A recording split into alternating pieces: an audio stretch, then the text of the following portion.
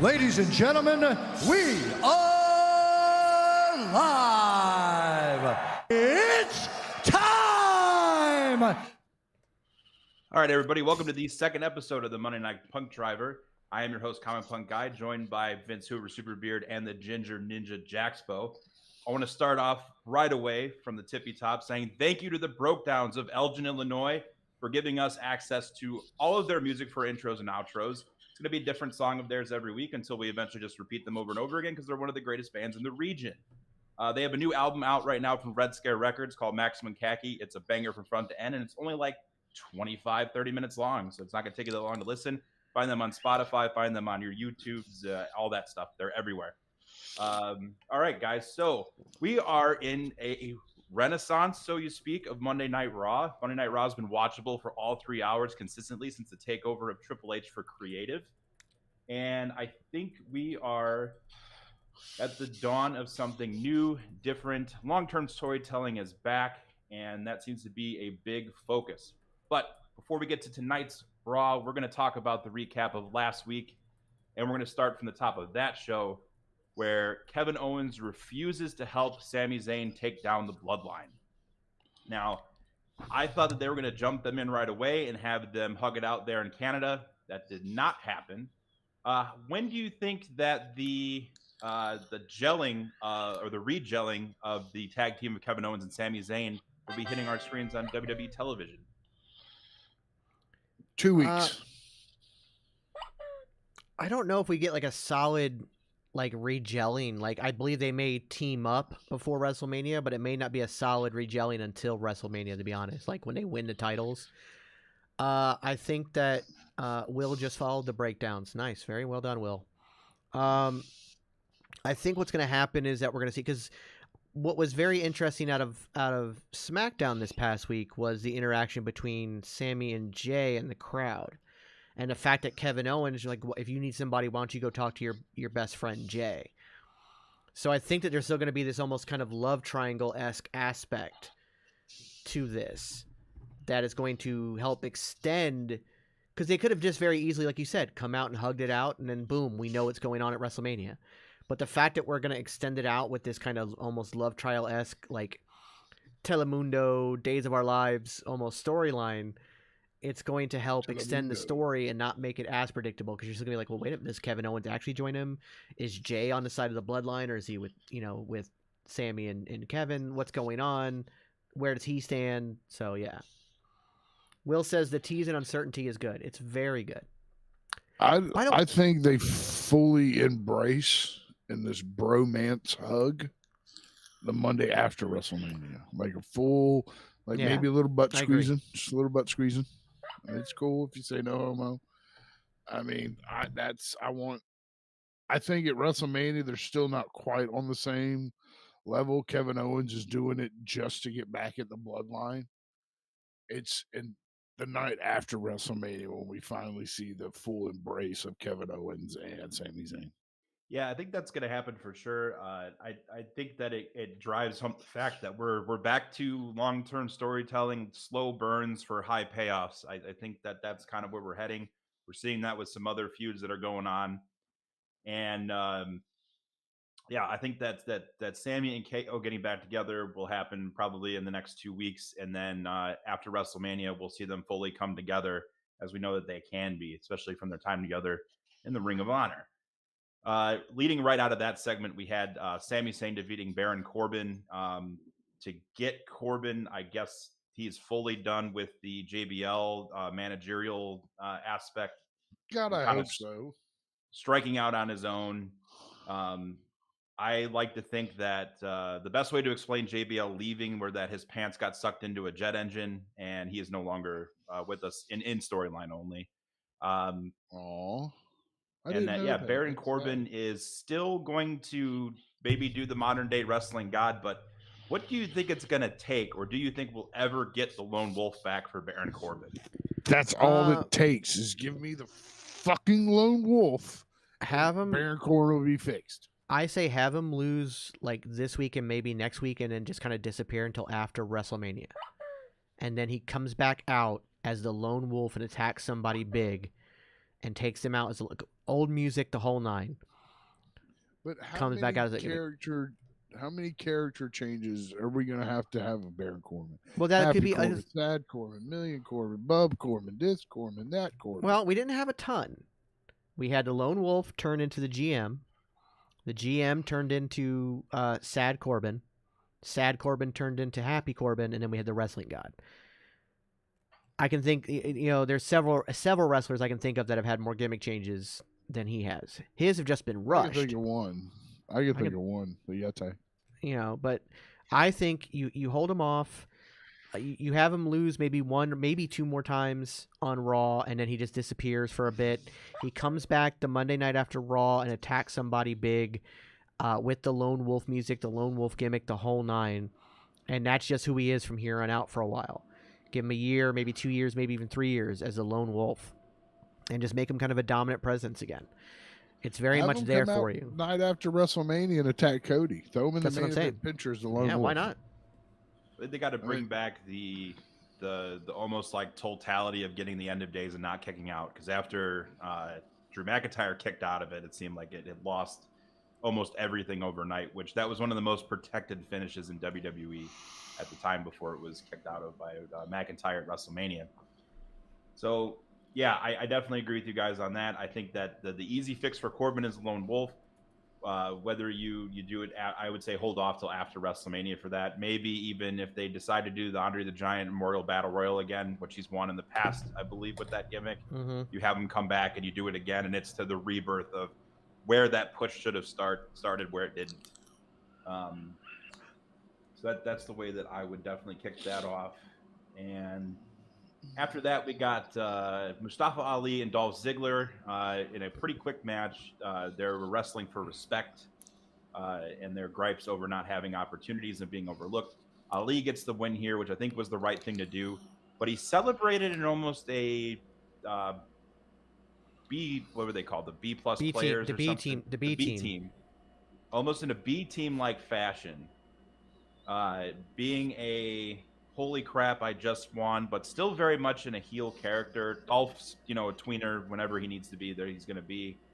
Do you think this is a launching pad for Ali, or do you think this was testing the waters of seeing whether or not a crowd would get behind him for a win, but still keep him a bad guy? The crowd's going to get behind. We've been getting behind Mustafa Ali since he's been wanting to walk out. So we should, WWE should know that the crowd is already behind Mustafa Ali. Just give him something that works.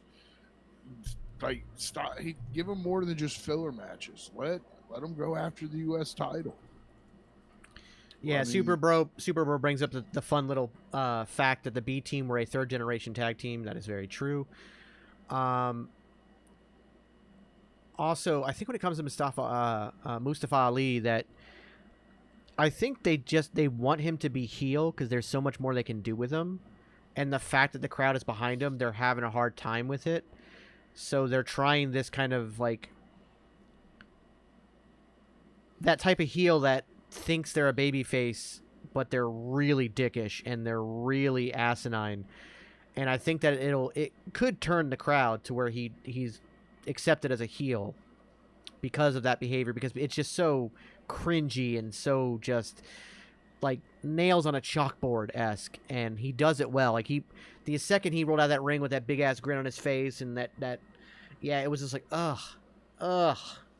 So he can do it. But yeah, and we've seen where it works with the B team. Like, they had a successful run. They won the Raw Tag Team Championships. Like, they really, were able to make an angle like that work.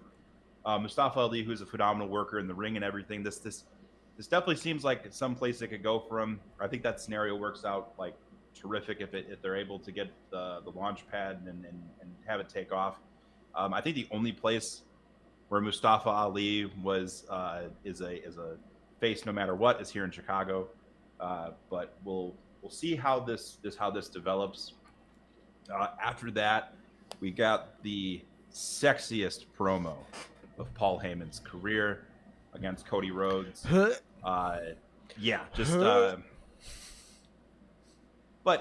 it was a good confrontation.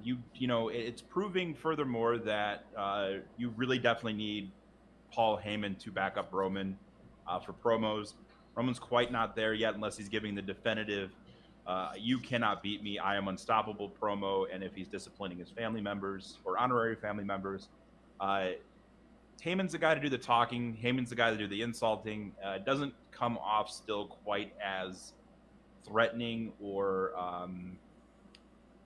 threatening, I think would be the right word, from Roman Reigns. And Paul Heyman is able to not only bring you in by being threatening on behalf of Roman Reigns, he's also able to make you laugh and tie you in, because he had that ridiculous neck brace on, and he just kept moving his head like this the entire time. Yeah, it was like a Funko all Pop. Three of us, yeah, he was like a bobblehead.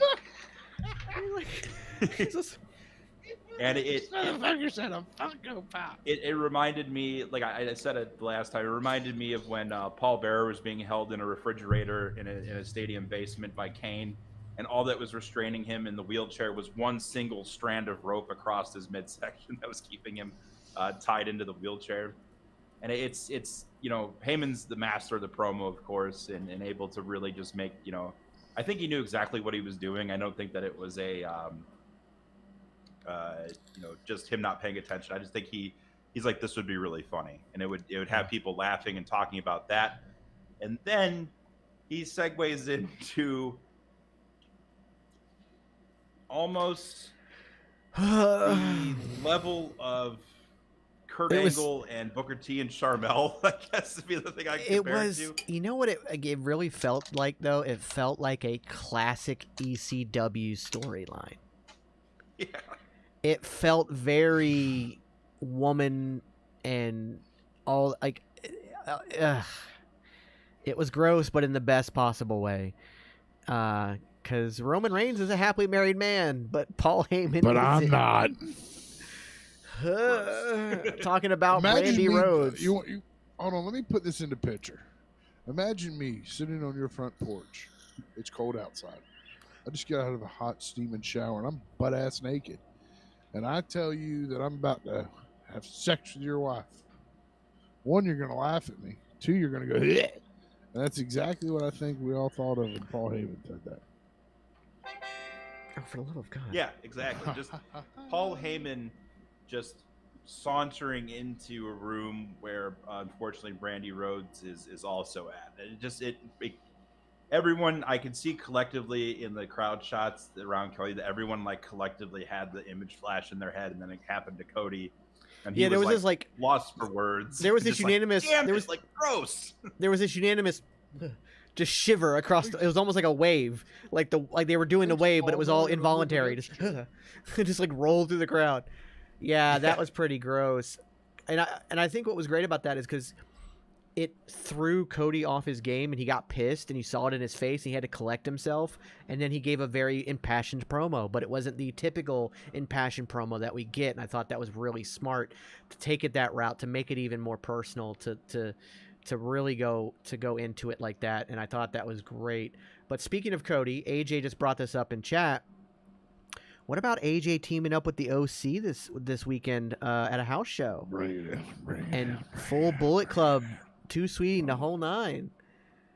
We've talked about a possible, because there's a possibility of Jay White and some others maybe. AJ Styles is going to be coming back. And they keep...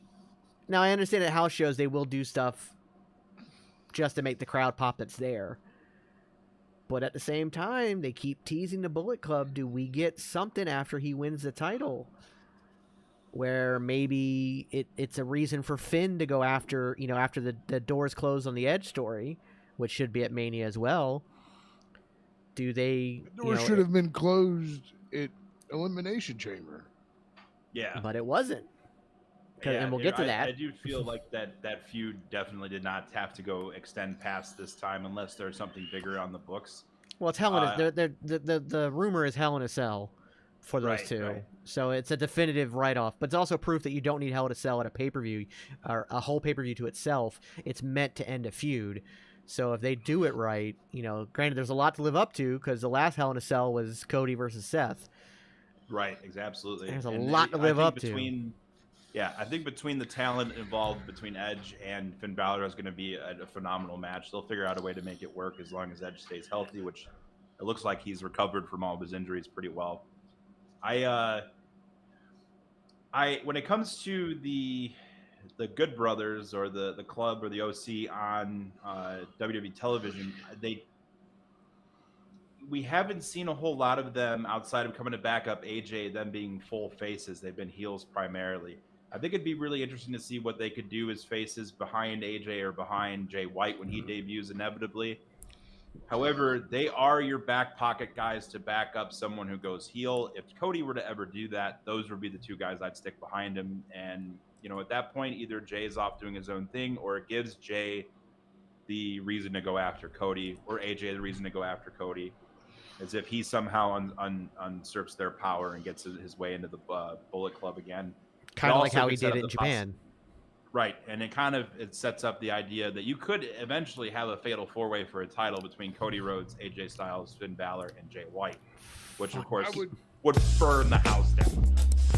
I would do that all day long, like just lay it on, like full on, just like that's in the air.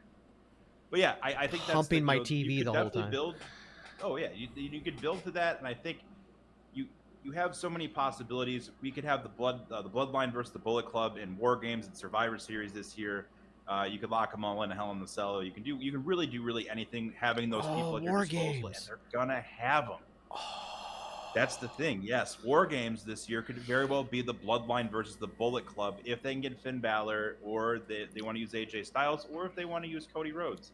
It's interchangeable. That's the beauty of the Bloodline, or the beauty of the Bullet Club, rather. And I think that you have just a great opportunity there that I wouldn't pass up at all. Do you remember when NXT started doing the War Games and Cody was still in his very angry at WWE phase, and he basically cursed them out for taking the War Games away from them as a possibility by like copywriting it and taking the rights to it and all that stuff and like fighting them on it. Blood and guts, yeah. Mm-hmm. Yeah, he wants to do War Games. Like, he wants to do that so bad. I wonder why he'd want to do War Games. I don't know. It might have something to do with the lineage that he comes from. Maybe. If you do War Games with Cody Rhodes, Cody has to come out in the dots at War Games. Yeah, that's where you do the dots. That's it's about his dad at that point. Or you throw it back further. Just make him come out in gear that's like, from when his dad did War Games, because his dad didn't wear the polka dots in War Games. So make him just an updated version of what his dad wore in the first War Games. Like, just do that, and maybe a pair of Dusty's old boots, which I think Cody Rhodes' feet are actually bigger than Dusty's. But like, you find hey, call Ace Chavario, our boot guy. Call him up, have him make you a pair of Dusty boots because he's already made them. He's done it. Have him make you a pair that'll fit you. By the way, if you didn't see an interview, go back on youtube.com/TGN Networks. For last Wednesday's Wolfpack, we had a wonderful interview with Ray A. Chavaria, bootmaker to wrestling stars. So definitely check that out. But yeah, like come out. The day after the interview, he sends us a video with him in the car with Daga. By the way, Daga is way bigger than I thought. Fucking huge. That dude was like, he barely fit in the driver's seat. He was just like, it was just all muscle and a head. It was just like this right here. He's just like, what's up, going, guy? Like, all you saw was just all arm and like defined and chiseled. I'm like, dude, you don't have to grip the steering wheel that tight, dude. Holy crap! He's gonna rip that thing off. Leaner. He's big. And I'm like, I don't remember Daga being that big. And like, that dude's massive. But yeah, like, I think that Cody, you do that, you have him come out. You could do, if Jay White's there, because we don't know how long AJ had a pretty serious injury. We don't know exactly how long he'll be out. But if Jay White's there, you could do the OC, Jay White, and Cody versus the remaining Bloodline or another team. You could, maybe the Lone Wolf ends up having to find friends because you've built that up after Mania, and they do something at Survivor Series that way. You can do something with that. I think that Cody in a War Games is very important. And there's a lot of that. There's possibility too of Bray Wyatt and his faction whenever they decide to figure when that gets finally figured out, because you could have the War Games match with elements of the Funhouse within the confines of War Games, which I think would be insane. Because if you were able to swap people out, or for a minute Bray and Cody are transported out of the match and they're somewhere having some sort of demonic experience with Bray or something like that. It really all depends what the deal is with Bray here, because Bray's feuds have been strange, their matches have been strange, everything around that is strange, especially that promo from Friday night, which ties back to when they were feuding with Brock Lesnar and it ultimately led to a match between him and Brody. It's very, very strange how they're building these feuds, but we're going to get to that in a little bit. Speaking of Cody being shook, we finally saw a bit of surprise, maybe a little bit of fear. Definitely for the first time, a shook Bianca Belair in the face of Asuka since winning the Elimination Chamber and becoming the #1 contender for the Raw Women's Championship. I saw that. What a great segue to make not only Asuka look absolutely more menacing, but to see Bianca Belair visibly shaken at an opponent, something that hasn't really happened yet since her time on the main roster. I think the sets up their match at WrestleMania adds more, just a lot more levity to it. It makes it much more interesting. We were talking about. I love my hourglass, or my 58. Even that fucking hourglass. My 58-minute glass. Fucking every night he just leans over and just turns. He just turns it. My 58-minute glass. God damn it! Fucking not 2 hours, or not an hour. Anyways, no, I agree that this was really cool, and you'd kind of pitched that idea when we were talking about this, that Bianca needed to look shook, and sure enough, she did, and not like ridiculous, just like what the heck, like she's nuts. Shit, she's nuts. Like, I already knew Asuka was dangerous, but this new version of her is nuts. So yeah, absolutely, they did the right move. You can build on that tension now coming up in the Mania.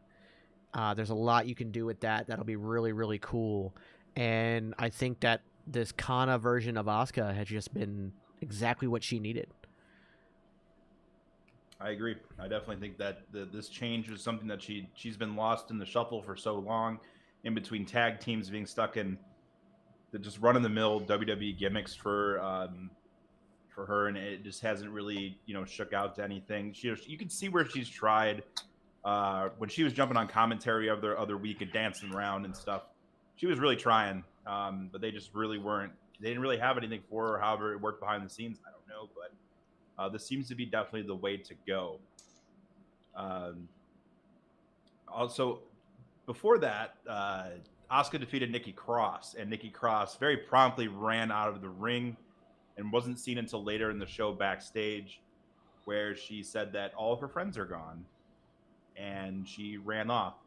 That got coupled into talks of the return of Sanity, or a version of it.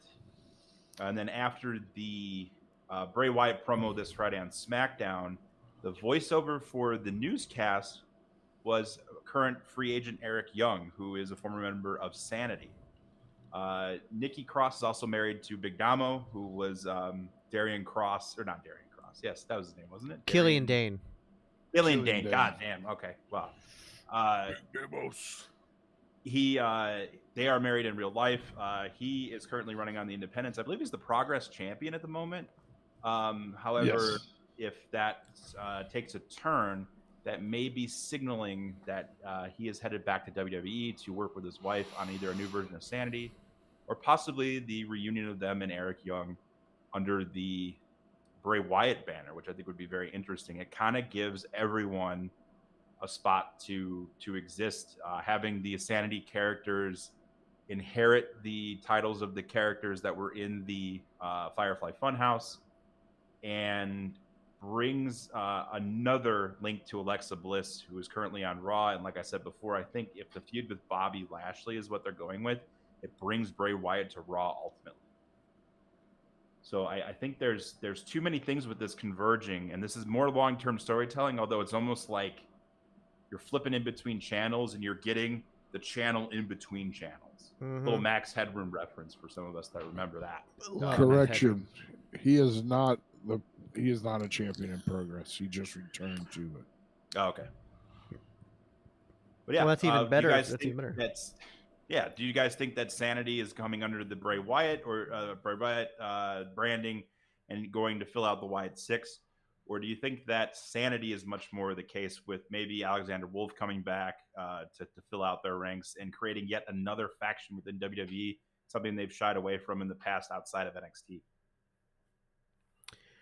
I'm kind of torn on the whole situation because Nikki for a long time has been teasing Sanity with those like chalk drawings she was doing and the other stuff, but then like having Eric Young on that voiceover, it would kind of make sense to kind of like, and like Nikki's longing for family again, and that was kind of how Bray kind of, that goes back to the Wyatt family, and like, kind of ties into that. She also had history with Alexa Bliss. She was there when Alexa turned. So, I don't know. Maybe I think no matter what, we're getting Eric Young and Sanity back in WWE in some shape or form. Whether it's as its own group or as part of the Wyatt 6, I'm not sure yet. But it seems that they're kind of teasing to maybe put him with the Wyatt 6, which might be all Sanity needs because they had a hard time getting him over by themselves. So maybe that's what they need, is to have Wyatt as kind of a figurehead. It also allows Wyatt to kind of step back and let them do the fighting and do the work, and allows him to like just do special matches and stuff and pull back some. So maybe that's the way to go. We also had somebody on YouTube, not related to what we're talking about at all. The goo from Ant-Man 3 is Turd and Shroom. Old native tradition. Have video. Hashtag Ant-Man 3. Hashtag Turd and Dust Shrooms. Heavy spoilers. All right. So there's a bot on you.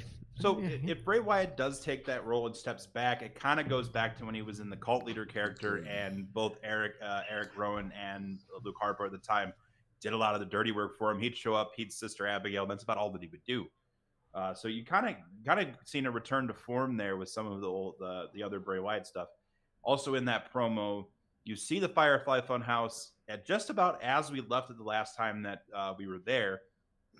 And then there's this kind of shift that happens where the whole room goes red. The TV is going through static. The door is propped open by the box that Alexa Bliss popped out of at WrestleMania. And they say the over voice says, "Who let them in?" or "Who let them in?" It could be teasing that the reason why we didn't see Bray Wyatt for so long after that was because someone else, or Alexa Bliss, or someone of some nefarious nature, has gotten themselves into the Firefly Funhouse, and this is why we're seeing the splintering of Bray's personalities with Uncle Howdy and everyone else. I would really, someone mentioned that the possibility of Eric Young being Uncle Howdy. I think it's Bo Dallas. It's obviously Bo Dallas. But if he was just a placeholder and Uncle Howdy was revealed to be Eric Young, and then Sanity had somehow found their way into the Firefly Funhouse in Bray's absence and kind of cultivated that power or something that resonates there. Seemed like a pretty decent idea. Almost like the Undertaker's urn. It's kind of the mystical thing, which is something that WWE, quite frankly, is missing, is a mystical character or something otherworldly, because other than the Undertaker, those types of characters have all really kind of gone away. The Judgment Day was originally supposed to be that new kind of return to that type of character, but with Edge's exit, so did the creative decision to go in that direction, which I think kind of ultimately makes the Judgment Day that much nerdy. And I think that this almost could have been a rehashed idea that might have came from NXT while Aleister Black was there, because he was having the meetings from inside the lodge, and if you open the door, and that's when they brought in the match for him and Cesaro. These tidbits and ideas of things that we as fans wanted to see that they were hinting at, but unfortunately contracts and everything that happens in the world of professional wrestling, these things don't happen. But we seem to see a convergence of all these ideas now. And it kind of begs the question that, like, are we better off now where things are thrown up on the wall? There's no knee-jerk reaction to do them. And later on, we get a much more fleshed out and richer story. I think so. I think it's like I hope so. it helps that you're not ripping your script up 30 minutes before the show starts and rewriting it.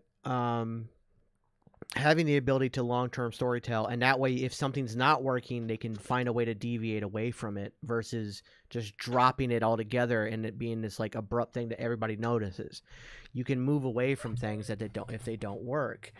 AJ brought up that Eric Young could also be Uncle Harper, because Uncle Harper has also been teased. So that's a possibility. And the thing is, if you have Bo Dallas there as Uncle Howdy, you don't necessarily have to bring back Young, Big Damo, and Wolf as Sanity to fill that gap. You could have it be Bray, Howdy, Young, and Damo. Wolf can go to Imperium. And bleeding back to another comment that AJ had, Bullet Club versus Imperium with Wolf. Oh, man. At War Games. That'd be so cool. Think about that at War Games. That would be insane. Oh my God. So like that allows you to re-sign Wolf without having to tie him into that. He can go back to Imperium. You make Imperium go from a 3-man team to a full faction by adding that fourth. And yeah, Husky, I'm right there with you. Take all my money. Yeah. So that it gives you 2 solid factions right there, with the members of Sanity slightly spread out, but doing what they're good at. Tommy, how's it going, my friend? So yeah, there's a lot you can do with that. I think it'd be pretty damn cool. And you also have, if you bring in Nikki along with Alexa into the fold, that gives you a women's tag team part of the group as well.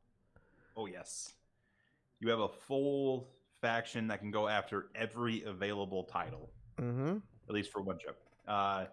Yeah, I think the possibility of something like that is huge. We are actually 30 minutes in, which it's time to plug the other shows on the Geeks and Noobs Network. On Tuesdays, we have Wrestling to Toxicity that's simulcasted on the Panda Wrestling Company. And on Thursdays, we have the Geeks and Noobs podcast, where this week, Superbeard will be guiding us through jukebox soundtracks. A little deviation from what we did 2 weeks ago. That's right. Feel the love. And there are also the shows that are simulcasting with the PWC, which you guys can catch over there and here, I believe. And now there is some big news coming for the Geeks and Noobs Network. Beard, I will let you tell everyone about that. Absolutely. Don't ask me. So next Friday, we of course also have Friday Night Fight Night, which we will now be starting at 7 p.m. Eastern with a Ring of Honor recap, as this week starts the new Ring of Honor series as they revamp their promotion. So starting there, right after Friday Night Fight Night, when we recap Ring of Honor, watch SmackDown, watch Rampage, we're going to be doing a big, huge subathon this weekend. For those of you unaware, when you're on Twitch, if you do a subathon, it's where you have a clock, and every time somebody does it, gifts a sub, it adds time. Somebody cheers biddies, it adds time. If they donate money, it adds time. And it's all for us to help build as we try to get to our trip in Houston for Comic Palooza. We're trying to raise money for that trip to make sure we're taken care of and that we can bring the best content possible right back to the channel and help the channel grow, as well as put it into marketing, advertising, more gear, stuff like that. It's helping the channel grow. So, Husky, yes, you are down. I understand we originally had a plan for Wrecking Crew if we were able to keep the clock going of doing karaoke during Wrecking Crew. However, the Wrecking Crew, which will be simulcasted on both channels, has a big, big guest. Ginger, do you want to tell them what the guest is this week on the Wrecking Crew? He's the best pound for pound pure professional wrestler. He is none other than Kingpin Brian Malonis. That is right. Brian Malonis will be joining the Wrecking Crew. So we were planning on doing karaoke at that time. However, we're now going to move karaoke to a bit earlier in that day We're going to play games. You're going to see me and Ginger. We're not going to sleep. We're just going to be around as long as you keep us around. So for every sub we get, it's 30 minutes added to the clock. For every 100 bits, that's 5 minutes. For every dollar donated is 5 minutes. If you buy merch, any piece of merch from our merch store, that adds an hour. Now, to help us get this started, as a special kind of preliminary clock edition, if you buy merch, especially the brand new Punk Driver hoodie or shirt, now available at streamlabs.com/thegeeksandnoobs/merch, or hit !merch in chat. You'll get the link right away. We also have a brand new Wrestling with Toxicity shirt. The Tribal Queen has her own shirt, Friday Night Fight Night. Ginger has 700,000 pieces, including his own tennis shoes and a Dick Kick City shirt. I have shoes. It's all there. So for every piece of merch you buy between now and Friday, we will add an hour 15 to the clock, which is right now set at 12 hours. For every sub we get between now and then, you will add 45 minutes to the clock. For every 100 bits we get, we will add 10 minutes to the clock instead of 5. So with all of that, so from here till Friday, I will keep tabs on everything that comes into the channel. We will add that to the initial time to get it started. So again, buy your merch, adds an hour 15. Add a sub to the channel or gift a sub to somebody, boom, we add 45 minutes. 100 biddies get you 10 minutes instead of 5 minutes. So that's what we're going to be doing for the subathon coming up this weekend, starting after Friday Night Fight Night. Tommy said, y'all fixing to hate me. I'm okay with that. Listen, I like my nap times, Tommy. I'm okay with it. Sub away, Tommy. Gift sub. Do your worst, because I will be here for some of it, but not all of it. He's the uncle who shakes the baby up and hands it back. Mm-hmm. He shows up, shakes the baby up, maybe gives it a little bit of alcohol, and then hands it back.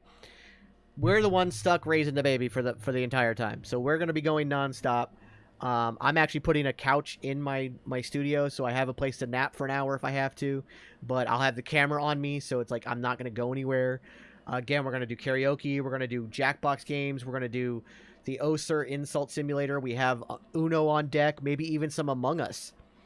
You know, there's all kinds of stuff we can do. And, of course, we're still going to do our shows.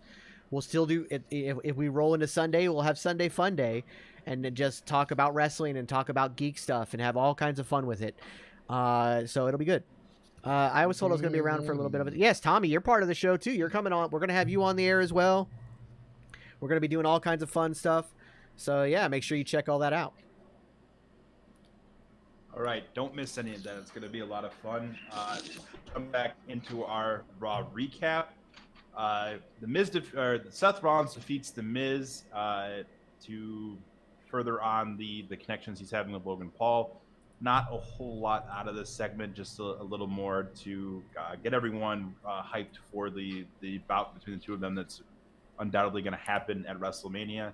I think we said just about everything we could about Logan Paul in the last one, how phenomenal the transition he's had from being a reality star or a viral star to being in the ring. And I think that their match is going to be an absolute show stealer, especially if it goes on first. If they go on first, they're tearing the house down. After that, we had. Well, hang on. Before we go past that, Tommy asked a question. It kind of ties into the Miz portion of this. Maurice gave him some kind of gift that was too big to show there, and we're going to get that tonight. And it was, was it their wedding anniversary or his wrestling anniversary? Was the whole spiel of it? I forgot. Some kind of anniversary. Yeah, so did I. Yeah. Well, what do you think this gift might be? Tommy's curious. It was too big to bring to Canada for that night, so we're getting it tonight. Is it Logan Paul in a box? 9 years married, so it's a wedding anniversary. Logan Paul in a box, maybe. You know, do the big crate in the middle of the ring. I know they just Miz has done that I think 3 times now. something like that, or Is something. Is it a life-size Oscar? That would work. Life-size slimy with big old balls. Yeah, it's an Oscar, but he's got 2 massive testicles. I don't know. It'll be interesting to see where that goes.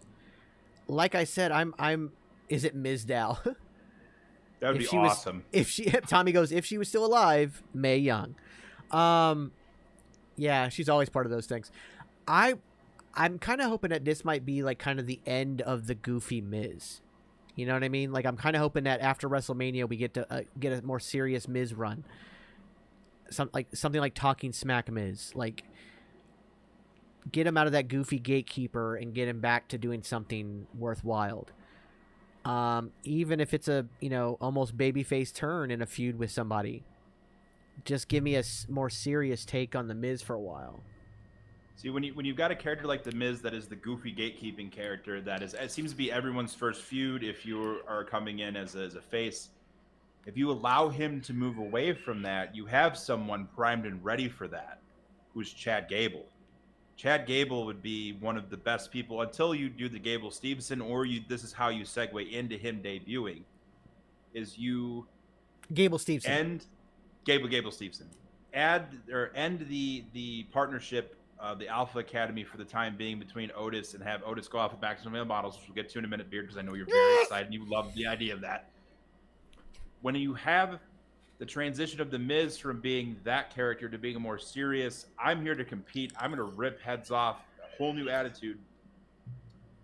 Chad Gable is the person that can kind of fill that role, because they've already had a Alpha Academy type segments that are almost like Miz TV with the graduation ceremony for Otis and talking to Kurt Angle and all that sort of stuff. There, you already kind of see the inklings of it. I think he'd be a great guy for that spot for the time being. And then when Gable Stevenson debuts, then you kind of can move them around. And still keep Chad Gable as the funny guy, but then his backup is no longer the equally as funny, if not more funny, Otis, but the holy crap, Gable Stevenson's going to rip your head off. Yeah. So it creates all these really good opportunities that I kind of can't wait to see what comes out of that. But I think that's the person that you have come and take that role because of how their character development has gone in WWE thus far. So AJ asked a question in chat, and I think it kind of actually does correlate to Raw when I explain why. What do you think of the rumor that Triple H is wanting less matches at Mania? My thought there is that he's not necessarily. It's not that he's wanting less matches. He's wanting more time in matches. He's wanting to give the wrestlers time to actually wrestle, instead of having 30 2-minute matches. You've got 5 20-minute matches. It allows, especially on the grandest stage of them all, to wrestle. But what are we seeing on Raw? And it's been kind of a bane of our existence because we're getting so much picture-in-picture. But we're getting much longer matches on Raw since Triple H took over. He's allowing them to work again. So Yes. I think that's why he's wanting to not overload the card with 1,000 matches. And according to some dirt sheets, it has a lot of people in the locker room pissed off because it's going to pull people away from getting their WrestleMania moment. But let's be honest, if you're not on that card, have you really deserved a WrestleMania moment? Like, the people he's going to put on that card have earned it, have proven themselves to be the people carrying the company, and the other ones will have to wait their turn. Because, again, every WrestleMania, there's going to be people who don't get their WrestleMania moment. They can't put the entire card on there. You can't put the entire staff on there. So right. I feel like we're seeing it on Raw. We're seeing it on SmackDown, where we're getting 20, 30-minute matches. Women are getting much longer segments. Like, characters are getting a chance to prove that they can go longer than 2 or 3 minutes, and then have 900 promos or 900 story segments. Instead, it's more focused. And I think that's why. Yep, I agree. I think that's exactly what he's doing. I do like the idea of more, like, less is more when it comes to WrestleMania 2, because you have more to look back on in a longer span of time for these matches. Like, remember a couple years ago where we had a Cena and Bray Wyatt followed by like a Rock and Eric Rowan match that was only like 2 seconds long, and it just kind of these things kind of all blend together. even this last WrestleMania had some things that were shoehorned at they were booked for the show, but they were shoehorned at the last minute in terms of what we thought was going to happen with the matches that McMahon had with Pat McAfee and all that stuff that came out of that. The other thing spinning out of this is the... Oh, we're not quite there yet. After that was our Ding Dong Hello segment with Bayley and Damage Control, which was crashed by Becky Lynch and Lita, who are challenging tonight for the Women's Tag Team Championships. Interesting thing here was that Trish Stratus was backstage and supposed to come out to even the odds. However, she was held back. It looks like the plan is for Trish to either return to the company for WrestleMania this year to have a 6-woman match with Damage Control, where possibly the titles are on the line or they're not on the line. I really think they should be, because you have to bring more prestige to those titles than they've had. I wonder what was the deciding factor to not have Trish return in Canada. I did think that was weird, but I also think that maybe... I think that pulling her from Canada was a mistake, but I think the idea is that maybe Bayley's going to try to get involved in the tag match tonight, the title match, and Trish is going to stop Bayley and better set up the 6-woman tag match at WrestleMania versus just hot-shotting it. And that was why they're like, wait a minute, we're kind of hot-shotting this. We need a reason for why Trish is coming out there too. They have no reason to really... Like, Becky has a reason to go after him, but Lita and Trish really have no reason to go after Damage Control.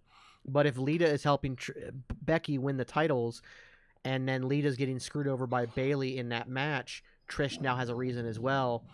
I think they realized that the error of their ways, and unfortunately it did cost us Trish in Canada, but we'll still get her in the long run. I think we're going to get a instance where Becky is incapacitated by the two remaining like members of Damage Control. So it'll be Io Sky and Dakota Kai will be like holding Becky back while Bayley's about to do something like horrific to Lita, and that's when Trish's music hits to even the odds out. I think that's the way to do it. I do think pulling her from Canada was a mistake, but there's already so much crowd love for the Canadian superstars that were there, having the show opened with the kind of starting of the reunion with KO and Sammy.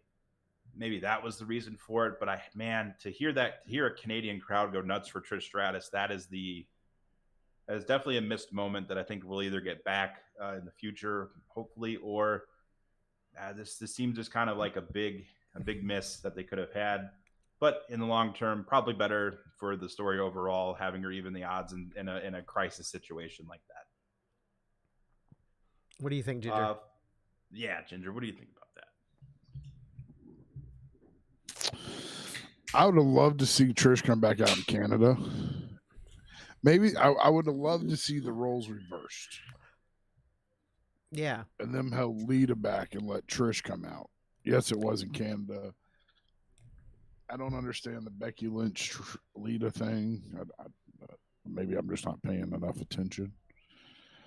But I'd have much rather seen Trish last week. That big pop in Canada, that big eruption. That and it's Trish Stratus. So you think that like part of it was that we saw Lita come out and save Becky in that cage match. And so that had already set up that Lita and Becky were friends. And it was more of a, there's mad respect there. We hated, there was that, we went after each other last year, but now, we've, grown to respect each other. But that kind of pigeonholed them into making it Lita and not Trish, like you said. Because I would have liked to have seen Trish, but it also wouldn't have made any sense for Trish to come out and not Lita after Lita made the save. And I believe that Lita made the save because Trish was still attending to her sick daughter at the time. So they kind of got pigeonholed into this bad decision, and then they were shotgunning it and realized that, like, wait a minute, we need to not shotgun it. The pop would be great, but it's not worth the pop to bastardize the story in a way. So we're going to have to, unfortunately, step away from that.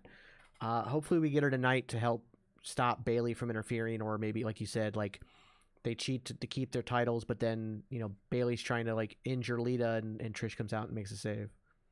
Yeah, I think that's the way that it's gonna go. We'll see in about 10 minutes because the show's gonna kick off. All right, after that we had the Mountain of a Man, Bronson Reed, against Chad Gable, who he defeated. Otis was distracted by the Maximum Male Models. Absolutely hilarious. Just his mannerisms of talk when he talks to women is just, it's almost like a Chris Farley movie. It's almost like a John Candy. It's almost like any of those types of people. God, I cannot wait to the eventual, like, Chad Gable is running around an arena looking for Otis and can't find him, and then as he pulls back a curtain, he's just in mesh, and he's just, yes, give me all like, of it. Totally drank the Kool-Aid of the Maximum Male Models brand. Give me it all. I can't wait for it. It is going to be probably one of the funniest things. And I believe that it's going to be good for Otis versus some people who may have had this gimmick in the past where it wouldn't be good for them. Oh, I agree 100%. I agree. It's exactly what he needs. It's best for him as a performer. Like, he just nails that kind of stuff, and the crowd eats it up. So I absolutely 1,000% want every bit of it. Give me all the Maximum Male Models with Otis. Give me, like I said, I want him in fishnets, in sequence Daisy Dukes, and a mesh crop top with glitter in his beard, and just big ass sunglasses on. Give me all of it. Give me a dangle hoop earring just on one side. Give me all of it. I want it all. Yes, 1,000 times over. Yes, I want all of it. I want him dressed like Shaquille O'Neal and Kazam. Mm-hmm. Like just the most ridiculous things you can get him. And get him the wet gel haired look and have it up in the front and just look like an absolute knob. And it goes back to some of the things that Otis is really good at. If you look Ginger, do you remember the Heavy Machinery tag team that he was a part of in an NXT? Their promos were hilarious. Oh, so, Heavy Machinery was shit.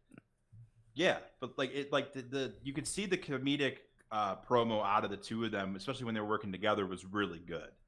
And I think that Otis is going to get that time to shine again, because Heavy Machinery didn't quite get off on the right foot on the main roster, and we kind of find where everyone is now. So I think it's a good callback. Like Triple H from the time in NXT, and having Shawn Michaels right there. They know they've worked with these guys since the moment they got in the building. Mm-hmm. And now you can see the hand. Like, I really can't wait till the next generation of NXT talent comes up, because you're going to see the handling with care from NXT to the main roster, hopefully, for, with the exception of a few, really the first time, because Triple H is going to be there to take these people right from Shawn Michaels and put them in front of the WWE universe, with not much change to who they were when they were on NXT. We've seen a little bit, like Raquel Martinez Gonzalez is about the same as she was,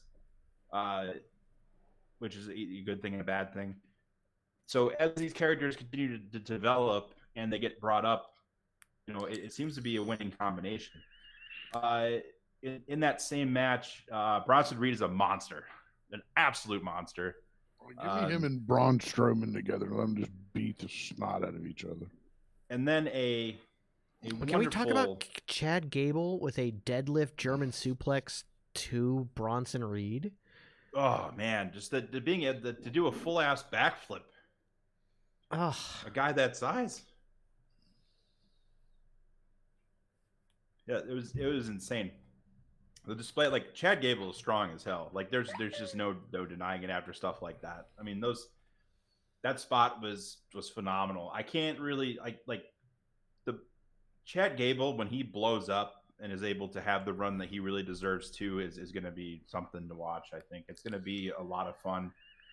And whether he's the kind of funny character or he gets back to being more serious once Gable Steveson comes up behind him, I think that there's big things in store for him too. Agreed for sure. But yeah, Bronson Reed is a mountain of a person, but also a pretty damn snappy dresser. And we've got an actual pic that we got of him off. He is a snazzy. He is a snazzy guy. And there we go. Is it up? Did I do it right? No, I didn't. Not yet. Why didn't? Oh, that's sorry. Did you figure it out, sir? Yeah, it's loading. I think. Yeah. So, ladies and gentlemen, for those of you at home who can't see the scale, that is a full-size backpack on that man's chest. That is a full-size J Sport backpack that you can get. It's probably not J Sport, but it's the equivalent. And I could probably fit an entire week's worth of clothes in that thing. I mean, this guy is just huge, and that backpack doesn't really help. But man, what a snazzy dresser! I wish I could. I haven't done this in a long time. CBG. I could beat Bronson Reed's ass. All right, because one good kick in the dick, it's over. Dick kick city indeed. I think that man's thighs catch your leg and snaps it off. No, can't stop the dick kick.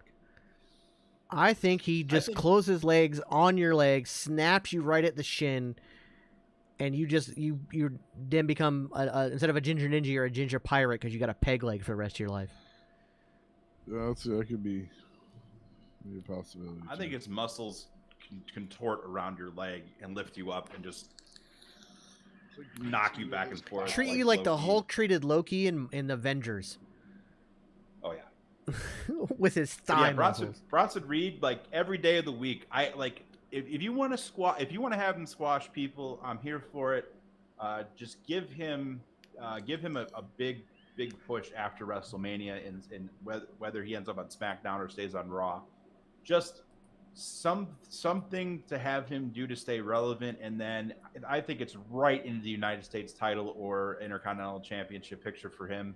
Anticipating him having a match with everyone that he was involved with in the Elimination Chamber match, because everyone, I went back and I watched that match again. Everybody in that match had chemistry with each other. Undeniable chemistry. It was a great Elimination Chamber. Best Elimination Chamber match that we've had in quite some time from the men's side. After that, we had an exchange backstage between Elias and Rick Boogs, which is teasing either a team up or a guitar off between the two of them. Rick Boogs has kind of been this funny, funky character that's kind of a derivative of what he was before, but he's definitely rocking some new threads and trying to find his new identity in his post-Nakamura team that he was in before.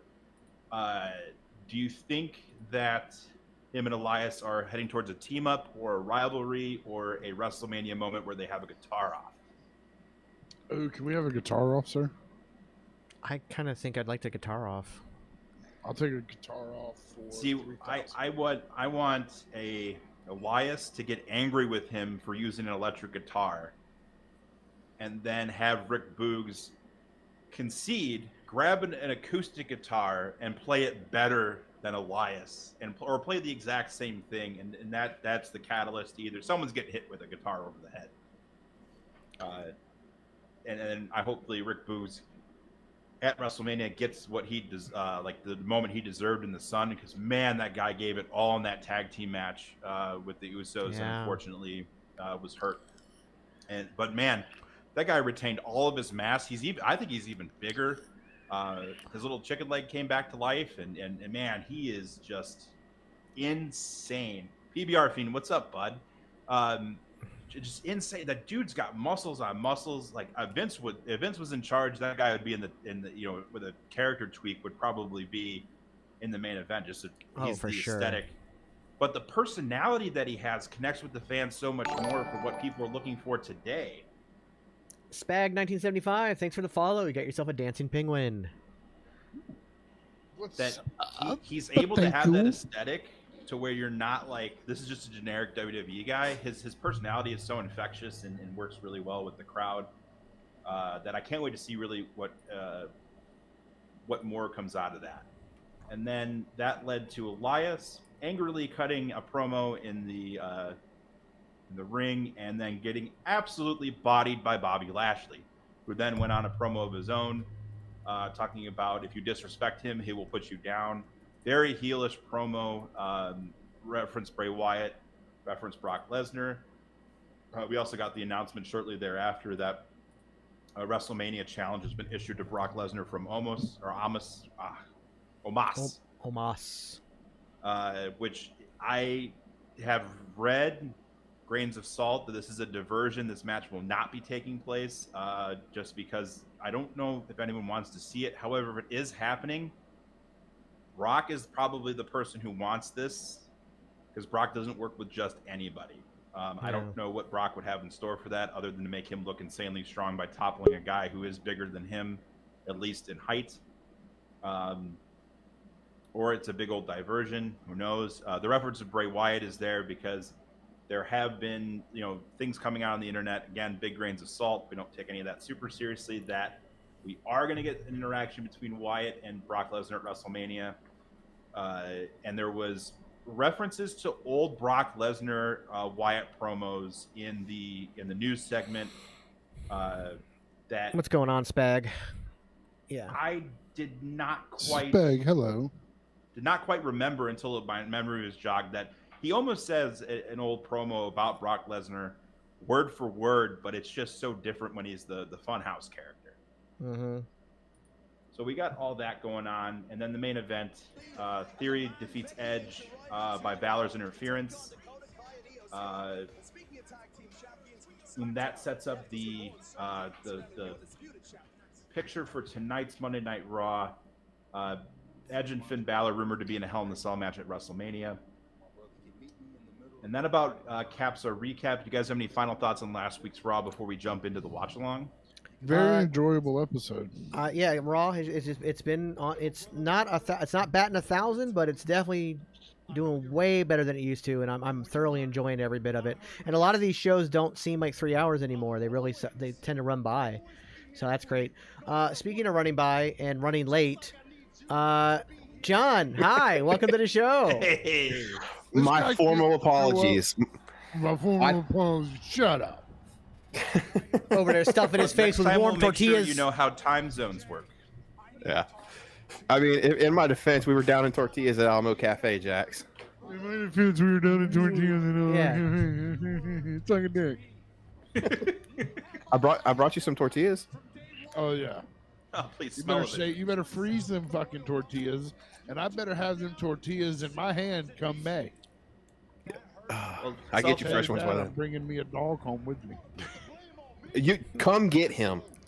Not your dog, one of the puppies. Oh, we ain't getting none of them damn puppies. I'm getting one of them damn puppies. Well, for those of you guys who don't know, who are new to the channel, this is Self-Bet. He is one half of the Panda Wrestling Company, our sister affiliate channel. Go ahead and introduce yourself to the new people who have checked in, mostly my close friends. Absolutely, guys. My name is John. I go by Self-Bet Wrestling on TikTok. I started TikTok about a year ago after watching guys like CPG. I've always loved CPG's way of thought. He's not one side, this side. He's very down the middle and thinks of logical reasons. That I started doing that. That turned into partnering with Panda to start the Panda Wrestling Company. And I have a show every Wednesday on Twitch at twitch.tv/Panda Wrestling Company titled The Wrestle Talk Wolfpack with my co-host next to me, Mr. Ginger Ninja himself, Jax Bo. And of course, Super Beard has been filling in for Justin, which I thoroughly appreciate. But yeah, I'm just a wrestling fan that I love to get everybody's opinions, and nothing's fact. Everything is relative. You just got to look at different angles. Husky says, "What's up?" Oh shit! Welcome He's to the show. official. Oh shit! What's up, Self-Bet? Yeah. What up, brother? And Spag, in case you didn't hear it, I wanted to make sure you got acknowledged for commenting as well as a first-time commenter and a brand new follower. Spag1975, thank you so much for joining the show. Raw Thank you is so now much kicking for off. joining us. Which, by the way, Wolfpack is now also simulcasted on the Geeks and Noobs. You can see that every Wednesday, 9 p.m. Eastern on the Geeks and Noobs as well. Yes. No! Ooh, I'm Jimmy starting to and think- Solo Sikoa are kicking off Raw. I'm starting to think this is the team to fight Sammy and Kevin at Mania. That's it. it could set up the opportunity for Maybe, but you want to know the weird thing? Jay had his title belts with him in the crowd. He did. So he's still very much, I'm your tag team partner, Jimmy. But, like I said, I think we might get that whole double hot tag. Jay jumps off the apron. And then it sets up a great I dynamic. said this in the Wolf. I was going to say, it sets up a great dynamic for before getting to Jay versus Roman, is you get Jay versus Jimmy, brother versus brother. You chose this man versus your own flesh and blood. And he's like, no, but you gaslit him, and Roman gaslit him, and he gaslit both of us, and you're still drinking that Kool-Aid. So there's a whole dynamic there that could happen too. Yeah, this story, I've heard that this Bloodline story is the greatest thing since the NWO, and I've mentioned this in Wolfpack, and Jax kind of looked at me like I'm crazy, but maybe it's because I look at it as the greatest story next to the NWO. But right now, Jey Uso is putting off Sting vibes. You're smoking crack. I wouldn't quite do a Sting vibes, but he's definitely playing the elusive character, because every time he's on screen, you're like, what's he gonna do? And there's a whole lot of nothing, right? He showed up in the crowd. You know, he got in the way at the Elimination Chamber. And when he shows up, it's a spectacle. It's really, really cementing that what I think is going to turn for him out of this is a solo run for Jey Uso. And the tag team focus will shift to Solo and Jimmy if they stay with Roman, or even if they break off, they eventually break off together. You know, I thought about this last night too, that you still have the undisputed tag team championships. The tag team depth for WWE is still pretty small. I think that you could have the possibility of Jimmy not appearing right away in the tag match, and the last minute replacement for him at WrestleMania be Solo. They come out together, each of them with one of the different colored belts. They ultimately lose because of Jay. And then because of the transfer of the titles to Kevin Owens, they kind of get rid of the other set of belts. And now you have a tag team that has two belts that represent both brands, and they're truly undisputed and unified. Because I think that if they're going back to a brand split and they're going back to two distinct rosters, the only thing that should be traveling between those shows are the tag team titles for both the women and the men. And eventually, if they see the need for it, unifying the women's championship to be across both shows. Yeah, see, I'm the same way. I don't mind the two shows. I do prefer traveling champions across both shows. But at the same time, I don't know if we need two women's champions when we can take that one title and make it a women's intercontinental, a women's US, and that opens up at least a couple more spots on the roster for different chasers and different angles and storylines. Yeah, because you could have a unified women's champion who has feuds on both shows. You have enough stars in that women's division that can run multiple feuds. So they could have a feud on Raw with somebody and a feud on SmackDown with somebody else. So your main event picture doesn't really change, except for losing basically half a spot, not even really a full spot. Then you have, like you said, you create a mid-card title for the women. And your mid-card women that are kind of lost in the sauce, absolutely, sir, that are kind of lost in the sauce, can then have, like, a Chelsea Green goes after a women's intercontinental title or something. You know what I mean? Like, it opens up the doors for a lot more people to have championships and make even the mid-card prestigious. Right, and that's kind of was my thinking. And you used Chelsea Green. I was thinking of a Lacey Evans. Give Lacey Evans the women's U.S. title. How much of a heel would she be with the women's U.S. title and a run she could? Well, we got to establish what her character is first.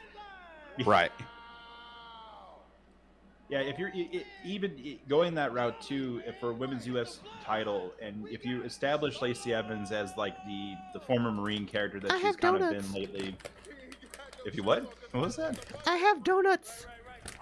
Oh, you got to clip that and soundbite the shit out of that now. Anytime anyone brings a morsel of food up to the camera, just I have donuts.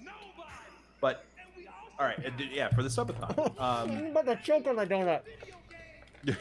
Read the comment. But, the Lacey Evans established herself in that character, and then maybe have her lose to Bianca or have her lose to Charlotte or whoever the women's champion of the time is, and then she just defects, goes and finds Sergeant Slaughter, or goes and finds whoever, and comes back as the women's U.S. championship, just gives herself a title.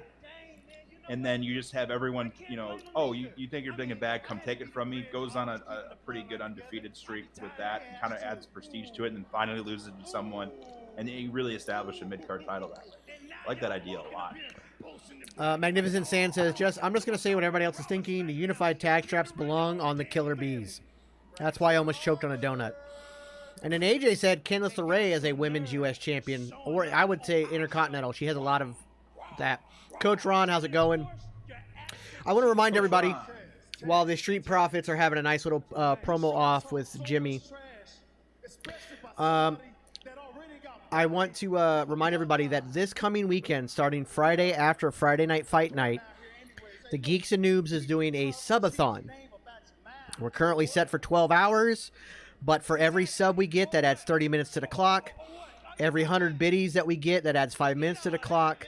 Every $1 donation adds 5 minutes to the clock. Every time somebody buys merch, it adds an hour to the clock. We will go for as long as you guys keep us on the air. We will not stop. That being said, as a special for this week, building up to it, if you drop a sub now or you gift a sub now, instead of it being 30 minutes, we will add 45 to the initial clock.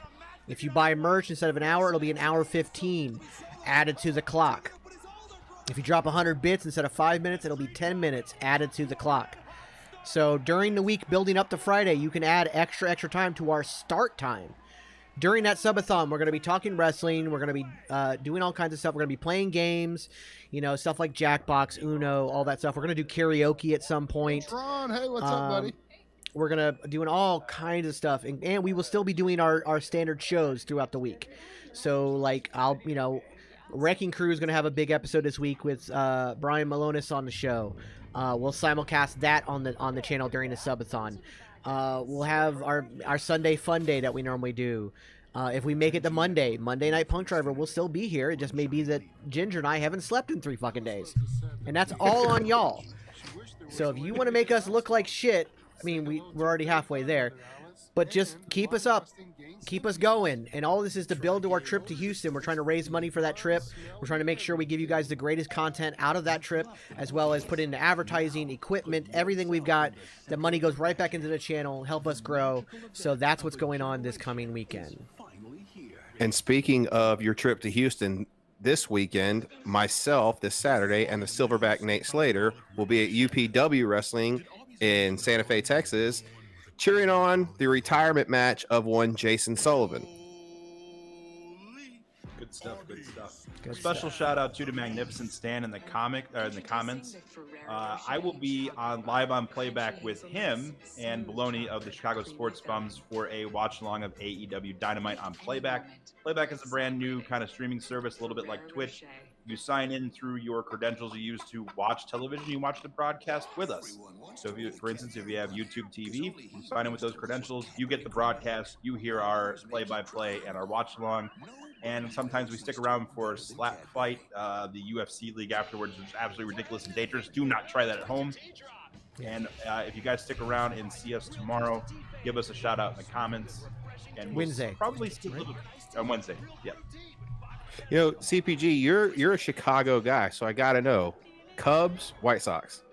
So I grew up a Cubs fan. My whole family is all Cubs fans until about a year ago. I switched to the White Sox because I'd had it with the Ricketts and how they ran the Chicago Cubs. That has been a universally accepted reason for switching between the Cubs fans and the Sox fans that I've told. The people that have known me my whole life, I was, pretty much front and center when they won the World Series, glued to the TV just like everybody else, and that was one of the most incredible sports moments of my entire life as a Chicago sports fan, and that's 3 Stanley Cups alongside of that. number one was the Cubs winning the World Series, because for my entire life until that point, I was told it was never going to happen. I have my cousin is from Valparaiso, Indiana, and he's a diehard Cubs fan. Oh yeah, well you have the Indiana. A lot of the people from Indiana are Cubs fans just by by the time they get across to the city, they're already here. But no, it spreads there. There's the Iowa Cubs, their farm system that goes through there that bring in a lot of fans too from around Illinois. Magnificent Stan, I switched to the Sox because of you. No, I met you because of the lights. He says that AEW is the undercard for Power Slap main event, and that you switched to the Sox because you met him. Bree is currently destroying her room trying to clean it, and she has us on in the background. And Coach Ron says, "Let's go Phillies." Yeah, I would clean. Lady Bet just stuck her head in the room to tell you guys hi. By the way. Hey, Lady Bet. I met you yet. I would also clean my room vigorously in anticipation of the arrival of my sweetheart, Von Wagner. I see you, Jack. I am here. I am at your door. Let me in. Hey, I see you, Jax. Turned out good. Looks good, Jax. Someone's acknowledging me. He said it 4 times. Your 58 minutes is about to run out. I am glad your y'all stuff got there safely. I insured both of them, both packages, but I'm just glad they got there safely.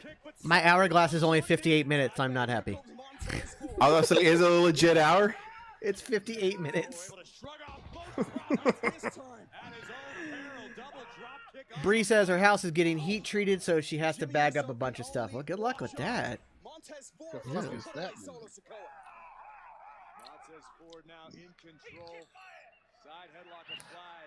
Damn. So how long do you guys give the Street Profits after Montez's Ford's performance in Elimination Chamber? I don't see them breaking up. Everyone thinks they're going to. I don't see it happening. I think they have to. I think Montez Ford is too good to keep from not having a singles run. And I think same for Dawkins, honestly. Magnificent Sand says that Montez will never get to the main event with those giant nipples. I think the giant nipples are where they put the title, and I think that's exactly why he'll get there. Montez Ford, they're in a really good spot to break them up if Montez Ford qualifies for Money in the Bank, because it's another singles-oriented match that he earns his way into that you can have Dawkins come up short in. An interesting thing would be to put the Money in the Bank on Montez Ford and have him hold it for a really long time, and then Dawkins goes after him because of the opportunity he has that Dawkins has failed to qualify for twice, and then finally you have the clash over the briefcase, giving that a little bit more meaning, right? Because we haven't had a clash over a briefcase in a minute. But you could also keep him still. You can still keep him faces. It doesn't have to be that Dawkins. Dawkins doesn't have to turn heel. He just wants the opportunity. Would let's just hypothetically turn Dawkins heel? Would you have Montez Ford still, like you said, get the wins for the Money in the Banks, for the King of the Ring tournaments, for this and that? But anytime they have to face each other, Dawkins always gets the win, building up to this feud. So before they turn, if they have to face each other in a King of the Ring tournament or a Money in the Bank qualifier, give Dawkins the win, or have them face each other to the point to where he can get all the milestones, but he still can't beat Dawkins, is what I'm saying. I like the idea of the King of the Ring. I didn't think of that you've got. You maybe have them both in the King of the Ring, or because I would want to see that you qualify for the Elimination Chamber, you lose the Elimination Chamber match, but you still qualified for it, which puts you in a U.S. title position. You then win King of the Ring, and you do that by maybe beating Dawkins at that point, and then or you have him beat him early on in the tournament and then ultimately win it, getting you another shot at the United States Championship or whatever, another opportunity that Dawkins himself thought that maybe he'd be able to get. You go into Money in the Bank, or you do Money in the Bank in between all that, where he qualifies, maybe he doesn't win, maybe he does. And then when you come to a point where Montez Ford is the #1 contender for the U.S. Championship. Hi. Hello. And he doesn't know who his opponent is. You have Dawkins come up and then beat him, cleanly, setting up a more of like, hey, you're hot shit until we actually have to get in the ring together. And it kind of, brings them into this. It starts off respectful and then it winds up not being that. So I want to go through the comments real quick. Magnificent Sand says Dawkins disappears once Ford elevates. He just doesn't have it. I don't agree with that. I think he's proven in some of his singles matches that he definitely does have it. And I think he's got the mic skills to go along with it. So I think that what AJ says next, I think that they just do what they did with the New Day and draft them to separate shows. That's the safest way to make sure they both can be elevated properly without having to bury the other one. I would like that idea and not do that. But Coach Ron had an interesting idea. Dawkins could eventually join the new Hurt Business if they reform. Still be a solo performer because your team is Shelton and Cedric. And while Bobby is your main event guy, Dawkins is your Intercontinental or USA Champion running guy for the Hurt Business. So that is Dawkins is the Neihard just bring back the Who gimmick. No, I don't see that. Super Bro says Dawkins has it. He hasn't been really given the chance to show it. I think he's starting to. Like, he's had a couple solo matches that really have showcased how good he is. But tons of people backstage love him and want to see him get a chance to shine. Yeah, he is.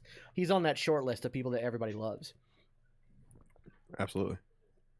So, Ginger, how do you book the Street Profits' departure from one another? Do you keep that? Do you feud them out? Do you draft them out? Do you? I like AJ's take on it. Separate, just split them. You don't need some big dramatic breakup feud every time you break up a fucking tag team. Just let them go their separate ways. Don't put one like this Shawn Michaels, Marty Jannetty that as wrestling fans we refer to every tag team. Oh, that's the Marty Jannetty. That's the Shawn Michaels of the team. Well, we said that about the Shield, but look at all three of them. Yep. Sure. So you just draft them away from each other. Yeah, and then let them continue to be faces. Split. Let them still be friends. Let them get on the same page if they ever need each other. Don't drive a wedge between them where they're enemies. Yeah, I mean, it worked for the New Day. Even when the New Day split. But at certain occasions, they can still come. Like at Royal Rumble, they get to interact with each other. Before Biggie got injured, at special events, they interact with each other. It's the same you could do with the Street Profits. Yeah, well, Montez Ford definitely looked like a star in Elimination Chamber, from the gear to the entrance to that was my very first TikTok I ever made, was who would be the next big thing, and I truly believe that Montez Ford, because y'all remember the Thunderdome, obviously. You remember the storyline where he got poisoned by Zelina Vega, and it was the Street Profits and Bianca versus Zelina, Angel, and Andrade. There was a backstage promo or an after Raw promo that Montez did, and that's what caught me. Just his passion, and you could always see it in his wrestling, but just his passion and his promo abilities, he just doesn't miss. Given everything that we given everything that we talked about right now, with like the possibility of maybe Jay not being starting out the match with Jimmy at WrestleMania, do you think it's a coincidence that they're showing off Solo and Jimmy here working together as a tag team? I don't really know, because maybe they can get away with the Freebird rule. Because at Mania. If Jimmy and Solo win here, they defeated former tag team champions together. Yeah. Granted, Jimmy's a tag team champion right now and a legend in that role in his own right, but Solo is now shown as a formidable force that is just as good with Jimmy as Jake can be. If they get a win over former like Raw and SmackDown champion Street Profits. Did anybody happen to check out Jey Uso's Instagram story? I keep forgetting to do that. He posted a video of a house show where Jay and Jimmy beat Drew and Sheamus, but Jay left After the match, Jay left through the crowd. Yeah. Interesting. Self bet. We've brought this up earlier, but AJ would like your take on it. What do you think about the Cody and the OC together at a house show this weekend? And a Bullet Club reunion. I love it. I love it. I wish there's a way, and maybe knowing Triple H, he may find a way. Michael Cole's already mentioned Bullet Club. We all, as a wrestling community, know who was and wasn't in Bullet Club. So if they mention that they're Bullet Club partners, but they just call themselves the clubs, we all know what we're talking about. They're keeping that point together to where once you're Bullet Club for life. I loved it. Oh, yeah, really? Really, Bullet Club for life? Tell Tama Tonga that there, bitch. Tom got screwed, dude. When that happened, when Jay White hit him with that Blade Runner on Impact, I almost cried. I was like, this is bullshit. Because Tama, to me, Tama is the realest out of everybody in wrestling. He doesn't give a shit about your opinion. He's going to tell you how it is, and he can go. But I love Tama. And to answer another way of answering what you asked me a second ago, CPG. If the Street Profits pick up a win against Solo and Jimmy, does that put them in line to dethrone the tag team champions? It could get a tag team championship off of them. Yeah. So say that the Profits win the Raw tag team championships, and then Sammy and Kevin win the SmackDown because Sammy is very much a SmackDown superstar. It also brings Kevin to SmackDown. Oh! Almost. What a spine buster. Oh, shit. That spine buster. My God. With the leg kick out and then, oh. I'm ahead of y'all. Watch what happens. Damn. Yeah. So with that cements Solo real well in that. If Kevin Owens though is brought to SmackDown because the tag team championship that he wins with Sammy winds up being SmackDown tag team championship, it's almost an exchange for Bray Wyatt. If Bray Wyatt goes to Raw to feud with Bobby Lashley. CPG, you don't think this almost Brock Lesnar match is happening? I've read online, which again, huge grain of salt if you read anything online, that it's a diversion for something else. That's what I'm thinking too. I think it is. My question is, does Bobby join the Hurt Business tonight and they beat up Brock and then we get a Bray Wyatt trailer or promo, something, and we get the triple threat since we didn't get a winner at Elimination Chamber? A triple threat between the three of them. Whoa! Wait, I'm a little bit behind. Hold on. Yeah, me too. I don't want to go on. Whoa! Oh! There we go. By the way, dressed just like Sammy. Mm-hmm. He is the Steve Austin of this era. I not just because he uses the stunner, but he is just that guy. I still want to see him versus Brock Lesnar. Our AI moderator likes to remind you guys, don't forget to check out our merch, streamlabs.com/thegeeksandnoobs/merch. There is new Punk Driver merch. Tell them what happens if they buy something. Yes, like we said earlier, this week and this week only, if you buy merch, every single piece of merch you buy, we have our subathon this coming weekend. Normally on the subathon, if you buy merch, it's an hour at a time. But between now and Friday, if you buy merch, it'll be an hour 15 at a time for every single piece you buy. So if you buy a shirt and a hat and a hoodie, that is 3 hours and 45 minutes added to our clock. Also, if you buy the Ginger Ninja shoes and send them to him, he will sign them and send them back to you free of charge. There's Ginger Ninja shoes. If you now? buy a pair of shoes, I'll add 2 hours to the clock. Yeah. Ain't no one buying the damn shoes. I did not know there were Ginger Ninja shoes. Yes. I just have Ginger Ninja shirt. I will throw in if Punk Driver merch is sold in any capacity, the time added to the stream when I am available, I will be dressed as Mankind the entire time. I love that. Oh.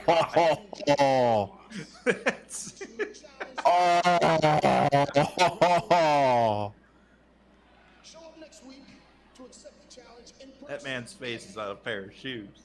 Well, it's not long for he's going to be on that one piece of merchandise that we really want him on, Beard. Husky also says, while you're at it, check out the Husky slides, because Husky has shoes as well. Oh, yeah. So hit that back panel. Ginger Ninja Crocs. Oh, I wish we had right there. You can get some Husky Road slides as well, ladies and gentlemen. Well, we will find out about Brock Lesnar and Omos next on Raw. Nice. AJ's got a question. As you mentioned that Kevin Owens is this generation's Austin. Who is this generation's Rock, Triple H, or Taker? Taker's Bray Wyatt. Yeah, I was about to say Taker's Bray Bray Wyatt is Bray Wyatt. The Rock? I think Roman. as much as LA Knight would like to be The Rock, I think that once Montez hits his solo run, which, by the way, what did he try to drop a couple times during the Elimination Chamber? A rock bottom and a people's elbow.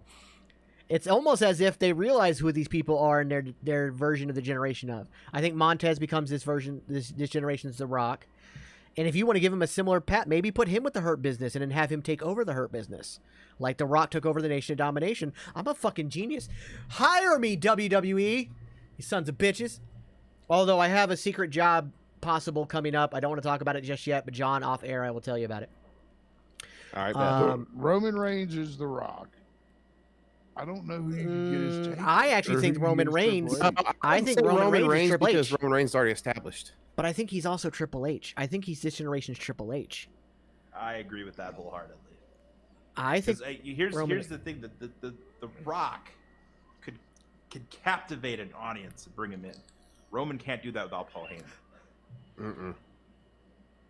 Triple H for a long time couldn't do it without DX or somebody by his side. Words right out of my fucking brain. Roman. Okay, so Roman's Triple H. Who's The Rock? The Rock is going to be Montez Ford. We don't have a Rock yet. Montez Ford will become the Rock of this generation. Magnificent Stan wants to know, who's this generation's Mantor? Omos. Hey, you don't discourage the good name of Mantos. What are you saying that Omos is bad? Are you saying that Omos is not a giant of a man who comes in and just destroys people? He's not up on the level as the Mantos. So you have the Roman Reigns and you have the Montez Fords and all that, but let me ask this: AJ Styles, our generation Shawn, or no? He's the first ever AJ Styles. He's the first ever AJ Styles. He's in. That's what I was thinking. Okay. I think because he's completely forward. I don't think there is this generation's Heartbreak Kid. Adam Cole maybe Finn Balor. Maybe Johnny Gargano. I would. Yeah. If we're sticking just in WWE, I'd say Gargano. And if we're sticking then I would say Triple H is Ciampa, because Ciampa will do anything to make you hate him. This is going, AJ. This generation's Mankind isn't even in WWE, by the way. It goes by the name of PCO. PCO, yeah. I agree with that, actually, 1,000%. Mankind. Magnificent Sans, there isn't enough cocaine available to create this generation Sean. It's a lot of gay, brother. Might be a valid statement. On that note, it's commercial break. I'm going to go refill my drink. I'll be right back. Tony Khan is the next Shawn Michaels. Yeah. On that note, it is commercial break, and this is my once reminder I do with every show. I almost fell. Super Beard. I mean, CPG is here to hear this for once. This is the one time of the night where I go, ooh, drink that Starbucks cup, you little bitch. Is it a pink drink, you fucking bastard? No, it was Black Rifle. I swear to God, it is Black Rifle. I can't hear you. I took my headphones off. It's a pink drink. Ha ha, fucker.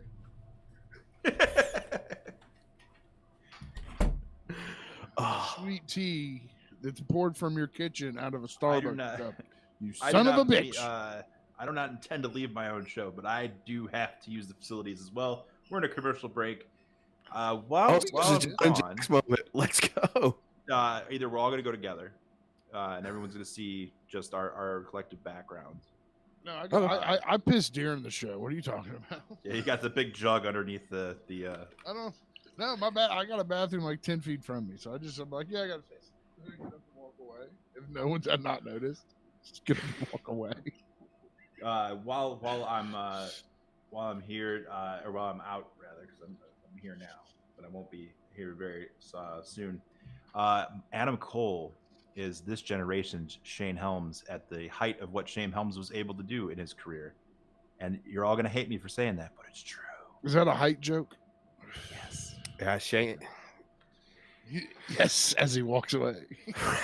By the way, Jax, that is a lovely Ring of Honor 6-man title you got there, bro. It is. It's very nice. I want to show. Do you like it? Are you happy you got it there? I got to do something so happy. I got to do something today that made my day. What? I got this. I get added to this group. Now, you know how much I hate group chats. Yeah, here comes the Beast Brock Lesnar, ladies and gentlemen. But this morning I'm added into a group chat with Husky and a certain someone else, and he's and when Dad Hat was in the group, he's chit chatting with us. And I said, hey, I got to do it for once. I got to show off. I got to show my belt off to Brian. Did you? Melendez. I was like, hey, look what I got. I got a Ring of Honor belt, dude. I got a Ring of Honor belt. But if y'all haven't seen it. Everybody say hi to my kitty.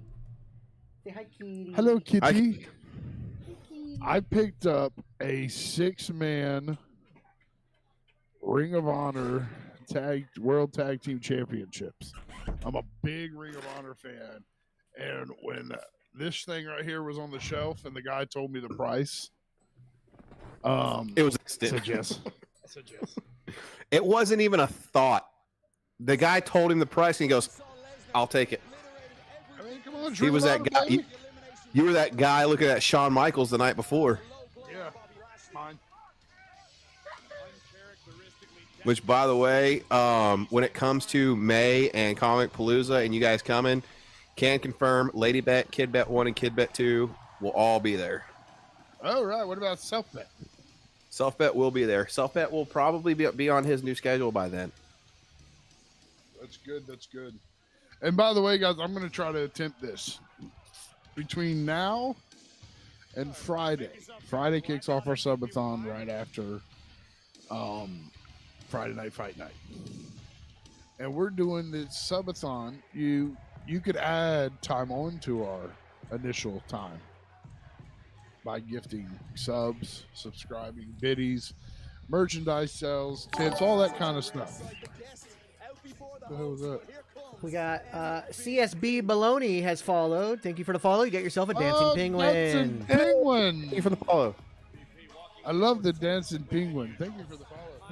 But from tonight until Friday. Tonight until Friday when the subathon starts, every gifted sub adds 45 minutes to the clock. 45 minutes. You can punish me. There's no second naps, no third naps. I don't even get first naps. Yeah. I'm very upset about not getting first naps. Coach Ron, I'm going to agree with you there that Rhea is this generation's China. Yes. Yes. But almost even more so just the first ever Rhea. I think she's, no offense to China, but I think she is absolutely on her own level. Absolutely. Which, by the way, I never realized the connection with Dominic Mysterio being with Rhea and then Aaliyah Mysterio being with Buddy Murphy back in the Thunderdome era.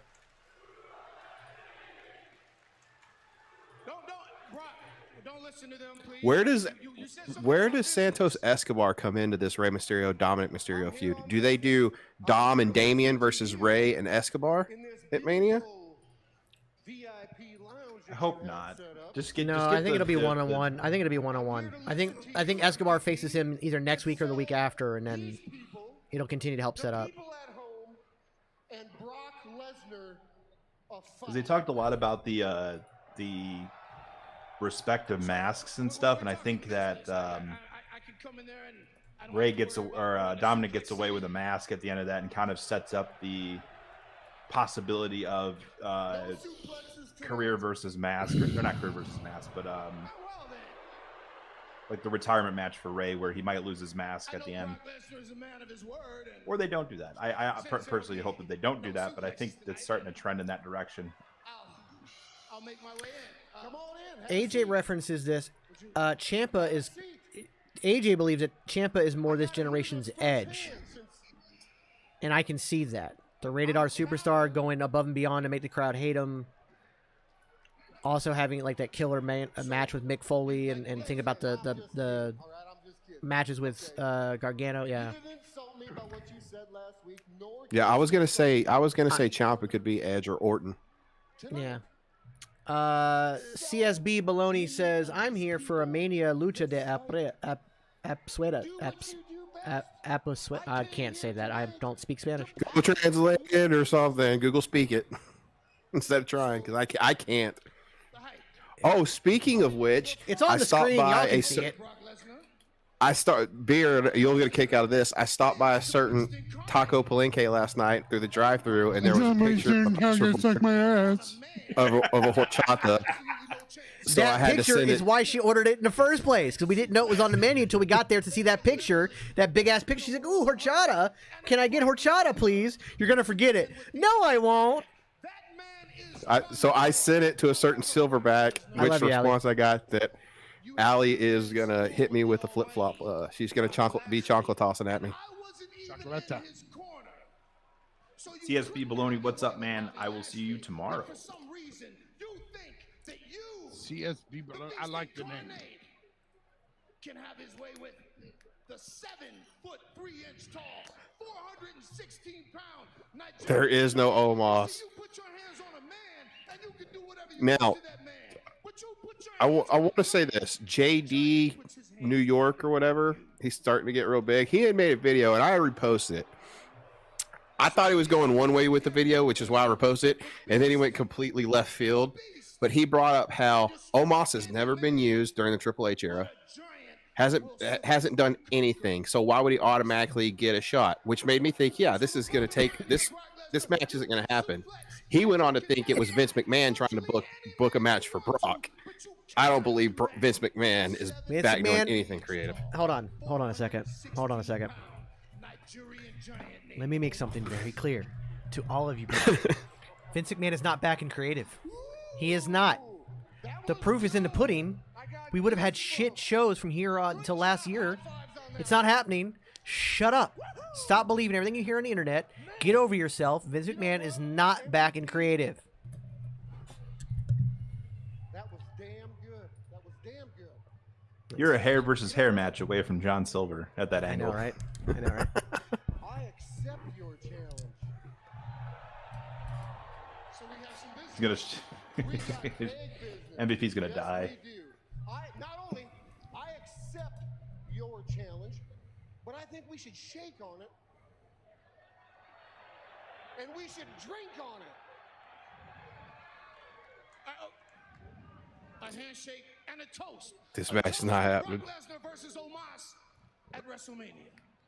I couldn't have said it any better, but I will. Ladies and gentlemen, fighting at WrestleMania, Brock Lesnar versus Omos, and MVP in his corner. Very nice. Someone's TV's up really loud. It's mine. Sorry. Yeah, I appreciate it right now because I'm trying to line up. I'm trying to pause mine to get in line with it. No. Get over here. I got it. Perfect. You're a baller and a hypester. You see, I'm just a farmer. I love Brock. I do. Go to the good. This version of Brock is the best Brock we've ever had. Oh, like shit. AJ just threw out a fucking cannon. JD from New York is one of the dumbest people in the wrestling community. Jesus Christ. I don't know who that is. Don't I've started to sugarcoat see it, him AJ. more and more. At WrestleMania. Don't sugarcoat it.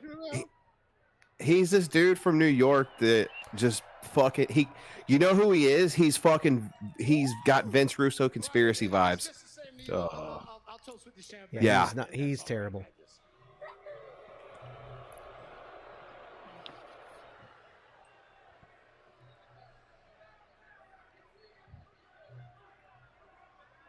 You ain't gonna make me drink alone, are you? Thank you, Frida. Absolutely not, Mr. Lesnar. I would never dream of such a thing. He's totally gonna roofie MVP. Well, what exactly is this that we're drinking? Where I come from, they call that. Oh, that Watchalong. Woo! All right, here. Come on, that'll- MVP. Oh no! It's a WrestleMania.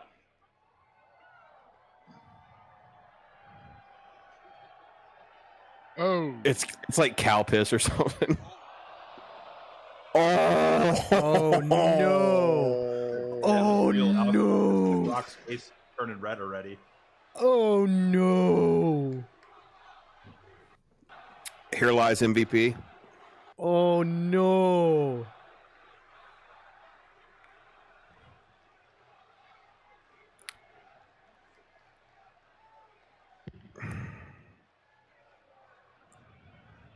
Blows don't, nose. don't touch me.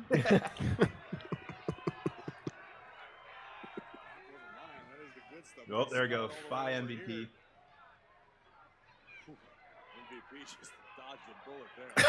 He blows his nose.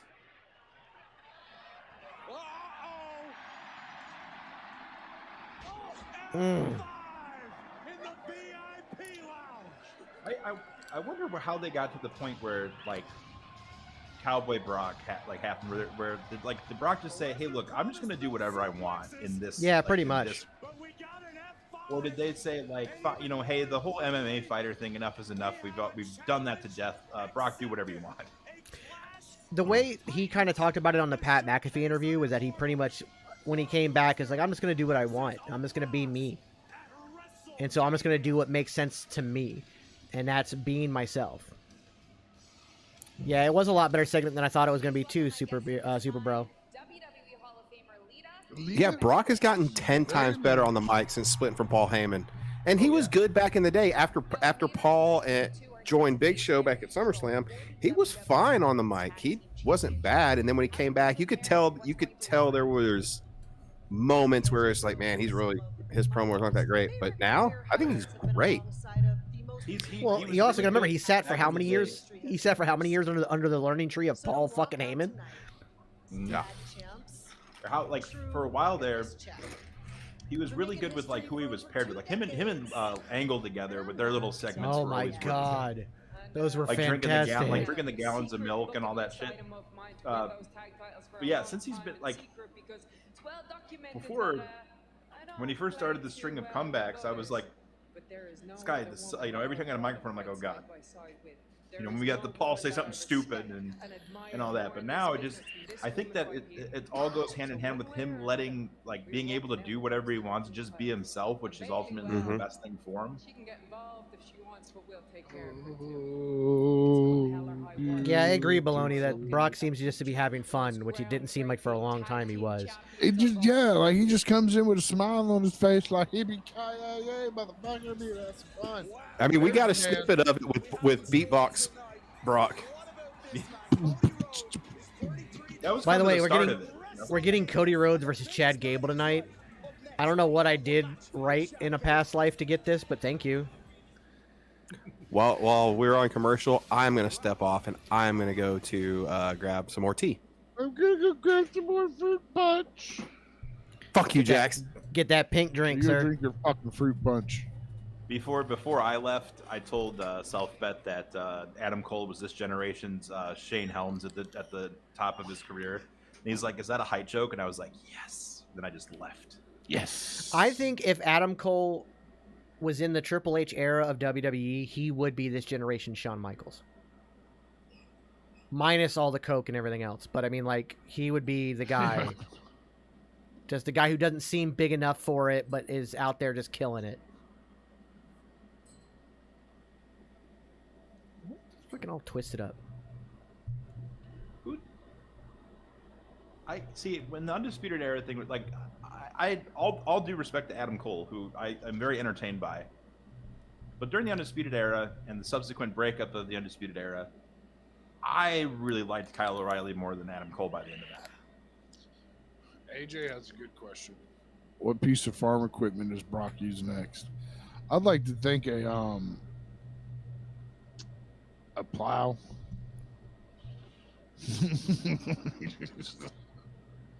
One of those big reapers, the ones with the giant wheels that pull up the farm, like the whole farm, like a skid steer, maybe that too. Yeah. I don't know farming equipment very well, but Maybe a cow milker machine. I was just gonna say that. God damn it, dude! You've been in my brain like this entire broadcast. I was like, I just imagined him putting utter cow milkers onto Omos's nipples at WrestleMania, and then taking 2 more of them and putting them on MVPs.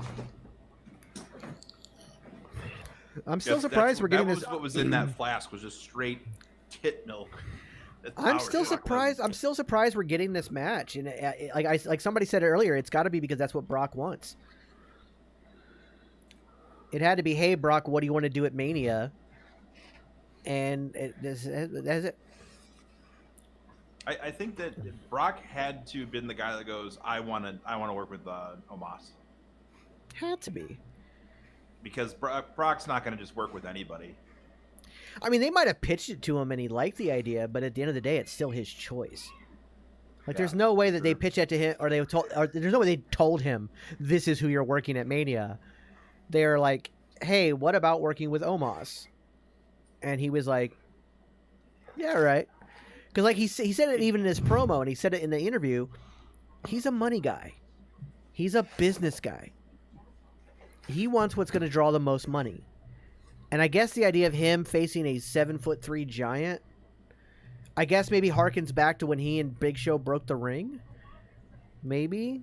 I hope they don't do that spot though. It's a lot of kills a lot of time. Well, as Dyson Dishes is your brother, right?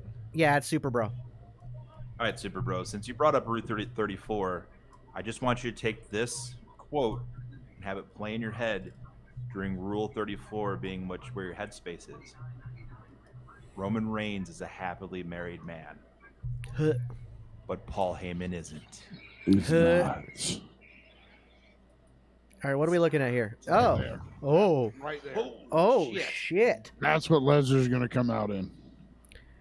It's not a farm. That's not farm equipment. That's not farm equipment. It's a fucking tank. Those things are not fun to drive. Wait, you have access to one of these? An old school tractor. It doesn't have the tank wheels, but it's an old school matter. thing. You have access to one of these, and I just now found out about this. We did not go to my dad's.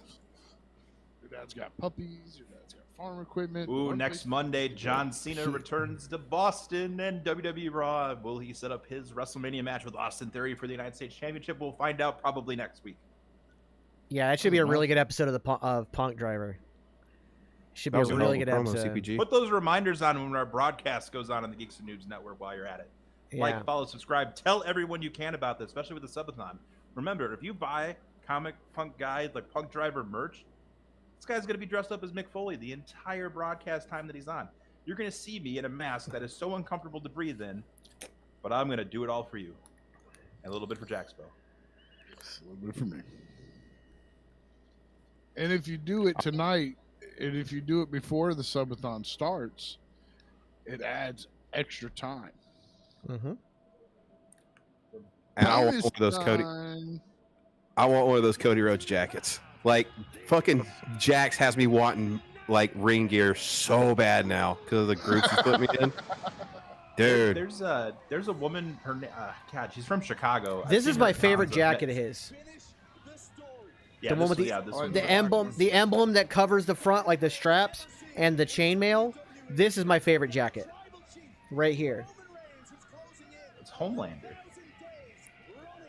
I mean, yeah, kind of, but that's not waiting for that to come back. But it's, remember his character before he left AEW, where people couldn't decide whether they wanted to cheer or boo him. He was Homelander, a superhero, but a company man, and it still works for him. AJ wants a weight belt. No. There's a woman who's a cosplayer from Chicago. I've met her a few times in passing at cons in the past, who made her own like Cody Rhodes jacket. It is insane. Like she made it herself, and it is just as good as what you're seeing on TV. Wow. From someone to do from home. See, he does the double-breasted waistcoat, but the reason I like this one particular one he's wearing now is because it's got that emblem that covers the buttons. That emblem is so badass.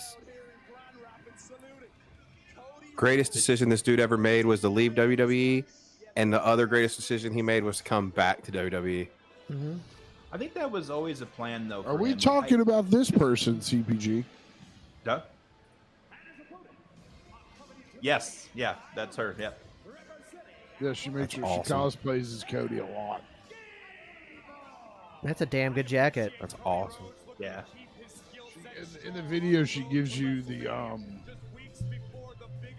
prints to it. Oh, right on. I'm So, too fat. I I'm too noticed- fat to pull it off, but I would like one. Yeah, I'm stuck as like Mick Foley the entire rest of my life, though. I think because of how I'm built. But I got to be Ivar from the Viking Raiders. It's like that's my only option right now. the Alpha Academy came out with no shoosh, and I don't think they're moving away from that necessarily this early, but it's been taken out of their entrance. No, it said it. Like it cut off. Oh. Yeah, it did. It did do it. Super Bro asked, "Do you Chad think Gable's Omega?" this generation's Kurt Angle. Absolutely, 1,000%. And I wish they would turn him in. I wish they would turn him into Kurt Angle. Like I think he's funny. I think he's talented. I've liked him ever since he came into NXT and was just bringing out his rag, and I love him. But I'd like to see him take that 2000 TNA, 2006, 2009 Kurt Angle TNA attitude.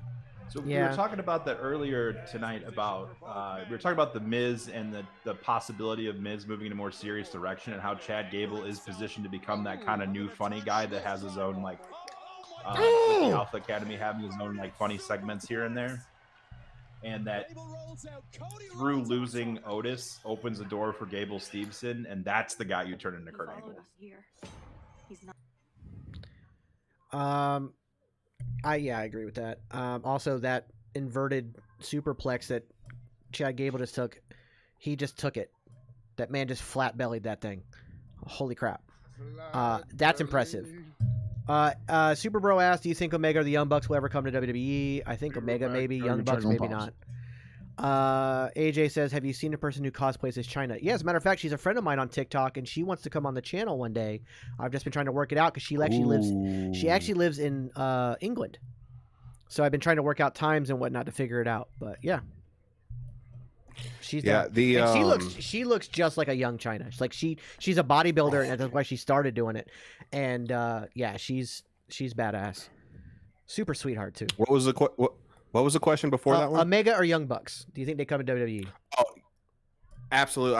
I think this is not me being a WWE homer, but I really wanted to like AEW more than I do. I think AEW has already hit the iceberg with Tony Khan at control. I think, I like to take TNA and AEW and kind of run them the same. Where was TNA 4 years in? Where was AEW 4 years in? And try to compare them. I think they have a good shot at landing Kenny Omega, but I do not think Kenny Omega will be what he is inside of WWE. He'll get the title. He'll get the title once, twice, but he's never going to take over a Seth Rollins spot, not even an AJ Styles spot. He'll be a top level heel, but I don't think he will be what he is outside of WWE. I think that Kenny Omega. So like. I would say once Tony Khan fully collapses in on himself and royally fucks himself, because I think that's coming. We talked about it a lot on was that Friday or Saturday? Friday. I think it was Friday. We talked about a lot where AEW is kind of starting to go wrong and where AEW or where WWE is starting to go right. And I think that if the Bucks and Omega ever leave AEW, it's going to be because of something Tony Khan related. It's not going to be because their contract expires. They just want to see what else is out there because they know they have a paycheck. They have a home. They have a lot of creative control of what they're doing. But it's gonna be something internal where like really those EVP titles that they have are just honorary. They don't really mean shit. And the moment that kind of becomes not like well known because it already is, but comes up in an argument or comes up with something where they disagree wholeheartedly with Tony and they decide to walk and Tony is too big in the head to realize that that'll be bad for him in the long run. That's when you get Omega in WWE. The Bucks, I see something in the Bucks that Triple H might be have an aversion to wanting to work with them. I think that the Bucks have been too into having part of their personalities within wrestling be that they're anti WWE, where they're not the alternative, or not the competition, but the alternative, in a very adamant one at that. They don't want you to watch WWE; they want you to watch them wherever they are. So I think that if anyone comes over, it's definitely Omega. Omega gets the same treatment as AJ Styles does, sparingly, because AJ Styles held the title twice or three times in a matter of a couple of years, and really hasn't needed to ever really ascend back to that level, because a lot like The Rock, a lot like Stone Cold was towards the end of their respective careers, you don't need to put a title on them for them to be relevant. They can main event on their own and their name alone. Rock's the same way. So I think Omega gets much of the same treatment there. And I just, he's hurt. I shouldn't say he's hurt. His expectancy to get hurt is really high. And one more big injury and Omega's done. He's already set. Yeah. Did you happen to see the quote? And of course, this is all dirt. Everything I'm saying here is dirt sheet related, so take it for what it's worth. But I wanted to get your opinion, CPG, on both the FTR. Did you see the Dax Harwood tweet? And then also, on a different topic, the alleged Kota Ibushi demands for him to sign with both WWE and AEW. I haven't heard anything about Ibushi. It was something to the point of they need to implement him into becoming one of the trainers at NXT, and a big storyline. I can look it up and send it. Yeah, I'd love to take a look at that. Yeah, Ibushi definitely is going to be a major player wherever he goes. I have a feeling it's going to be AEW just because Omega's there. Yeah. And I don't know if he fully trusts the WWE system because of Nakamura, although that's not really the current system's fault. The current system's fault, right? But I think there's still an aversion there for guys to come over from Japan like that. When it comes to FTR, I think FTR is done. They haven't been really mentioned on TV in weeks. They really haven't responded to anything. They haven't shown up. They haven't done anything unless they are. Is the Revolution tag team match all booked up yet, or is there still one more spot? No, it's booked up. There's still one more. Yeah, no, there's one more spot, but they've already got a match to determine that spot. And there's it's a casino battle royal or something like that. Yeah, so unless you have FTR in that and kind of give them one last little push on the way out, I think they're done. I think they're going back to WWE.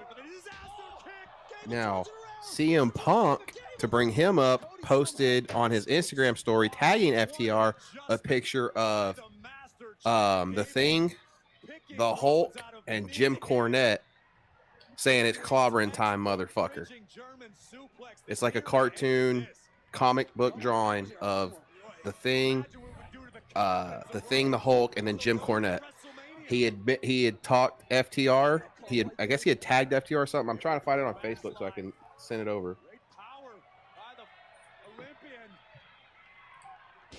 I'm looking for it right now on Twitter because that I think is more so just CM Punk trying to remain relevant. I don't think anything more than that. I'm looking at it right now. Oh, you did find it? Yeah, here I'll screen share it. And I hate this. I hate everything about this because I don't. Yes, Gable is so strong. Jim Cornette's going to hang on to CM Punk and FTR's nuts to stay relevant. And CM Punk is hanging on to FTR's nuts to stay relevant. God, I hate everything about that. Like I don't. Awful. Are you? If he's saying that he's Cornette for that's bad. That's not. You don't ever want to be Jim Cornette. I don't like. CM Punk should know better than that. No, I was thinking more along the lines of he's thinking FTR and CM Punk with Cornette versus the Elite with Callis in their corner. No, keep Cornette off of Cornette's never gonna I can't see AEW being stupid enough to get Cornette out of there. I can't see there's AEW enough coke being out stupid there. enough to bring Punk back. There's enough coke out there. Even from someone from Chicago's aspect, Punk's done. I after the unprofessional manner in the post media scrum, all of the bullshit that came from that, Punk is done. And his body can't. He's already it's already proven that his body can't keep up with it anymore. He cannot do it. All the matches that he had, save the dog collar match, were extremely safe for him. And they emulated other matches. So that the spots were all it did was keep him safe, but he still got hurt. And his creative input only hurt his run. I think Punk's done. If you bring him back on TV, then you need to. Why is that guy dressed like that? You need to get him off. Sorry, this Cody, this match is phenomenal. It's just phenomenal. It's so good. Cody and Otis. It's so good. God damn. Oh my God! Jeez. Oh. God, I hope Gable's all right. That looked like shit. I mean, that looked like it hurt. Oh. 2. The balance Cody has to do that Cody cutter. I have goosebumps. Legit, what just happened? Oh my God, what a match. It had everything. First off, you had a moment where Chad and Cody got in each other's faces it was almost like, oh shit, this got real. So you got real serious. Then you had a nice funny moment with Cody and Otis. Then you had this insane cutter that he doesn't normally go to the top rope with. He doesn't go to the top rope with it. Mm-mm. Oh man, that crossroads though, that looks ow. Oh. And then that crossroads. That's all on Gable. That's only how Gable took it. He planted his face and nose in the ground. My God. Baloney says, I take a part-time Ring of Honor run for Punk as a bookend to his career, but I'm also a big-time Punk homer. Please do not bring Punk to Ring of Honor. You're going to ruin it before he gets out of the gates. Yeah, and here's the problem. Involved in booking. Yeah, first of all, you have Colt Cabana as one of your head bookers for Ring of Honor, so that's just not happening. Hold on, Cody's about to speak. Oh, yeah, so this is very important because it's always important. Good promo number 3. I think we are 33 days away from WrestleMania.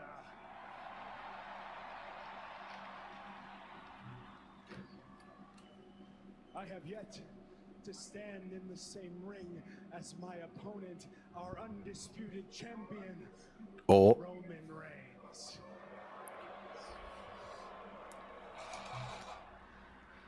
But he is on SmackDown this Friday. Oh shit! I am ecstatic that Roman Reigns is on SmackDown this Friday because yes, I get Cody twice in 1 week, baby. Oh hell yeah! Fight night's gonna be fucking lit, dude. Between all the stuff you guys got going on and going right into the subathon after that. What a great way to kick off the subathon, Ginger. Oh, dude, that's awesome. I'm excited. He's already. Does the Jey Uso storyline bleed into this storyline? I don't think so. I think they're going to keep that with Sammy. They're going to do over 2.5 million viewers this week. Easy. Oh.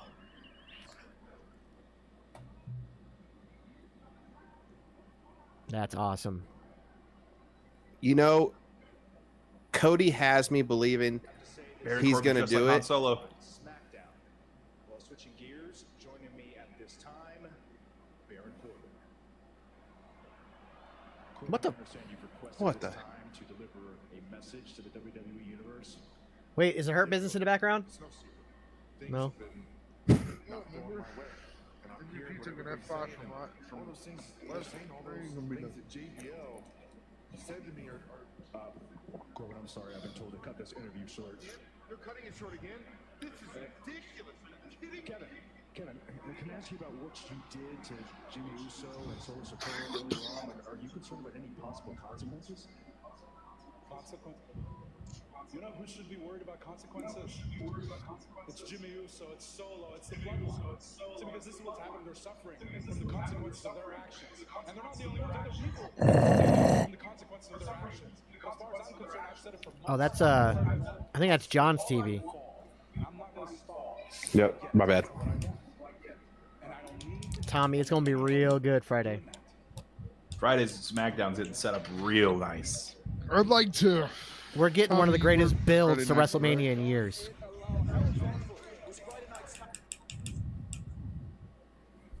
Yeah. This WrestleMania is going to be insane. Okay, so I have to ask this. The night one main event, what are you doing? Let's just hypothetically say it's the Usos, Kevin and Sami Zayn that gets booked for WrestleMania. Do you put them as the main event, or do you keep it as the female women's title is the main event?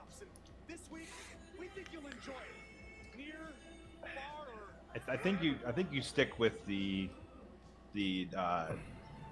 female Royal Rumble winner versus the champion as the main event of night one, and then night two you get Cody and Roman. I agree. They earned it. The Royal Rumble, you win a main event spot. Yeah. Oh, we're getting a And Titanic with Bianca and Montez Ford. And Asuka are gonna tear the house down. And the reason I say that is because last year, yes, Charlotte and Ronda was booked as the main event, but nobody in their right mind really thought that Kevin Owens and Steve Austin were just going to go out there and cut a promo on each other. From the moment Austin made that video, I knew that was going to be a match.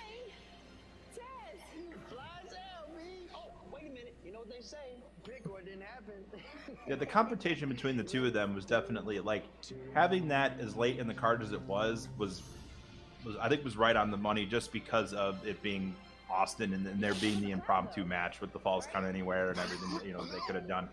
It all not Falls Count Anywhere, no disqualifications. It fit. It was befitting of Stone Cold coming back for one last match, especially at WrestleMania.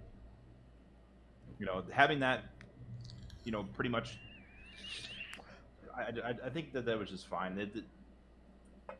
Ronda and Charlotte suffered because of Ronda. No one wanted. Wasn't the right time for that. Like when her music hit at the Royal Rumble, I was like, God damn it. I was too. I can't do Ronda Rousey. I just can't. I tried. She has to be walked through a match.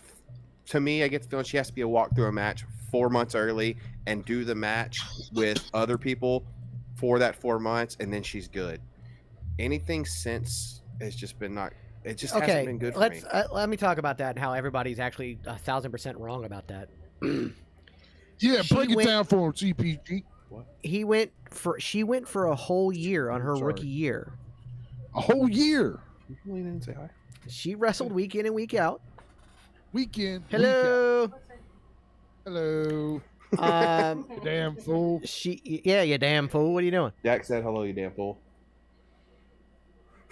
Ronda was wrestling week in and week out. She was wrestling at every pay-per-view for a whole year. And everybody touted her as like the next big thing. Because she was putting on banger after banger of a match. What we've learned, she doesn't need 4 months to prep for a match. She just needs the right dance partner. What we've learned in her return is that, because during that year, she worked with a lot of the same people. Natty, Becky, Ronda, Sonya, all kind of in that same, like she only had like 5 opponents over that year. As long as she has the right dance partner, she doesn't need 4 months prep time. But she's also improving, because you remember how everybody, like her match against Shotzi for the title, people are like, oh, this is proof she doesn't have chemistry with everybody. The last match she just had with Shotzi, it was leaps and bounds better than the last time. She's always learning and improving, but she's still at a point in her career where well, it's not even a point in her career. It's just who she is.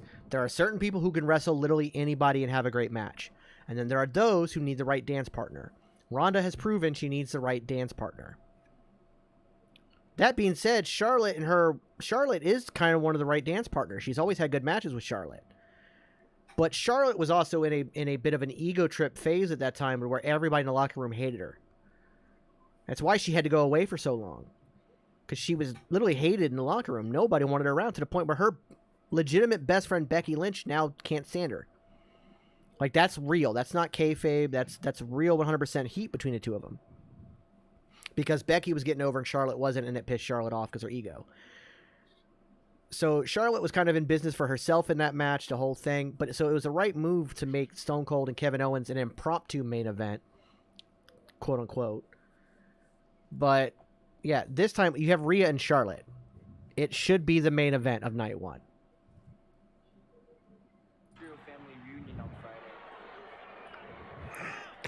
He's doing his job. I still can't stand him. I still don't think he's that great. But damn it, he's making me hate him. You're such a liar. You know you love that little kid. AJ asked a good question. Dude.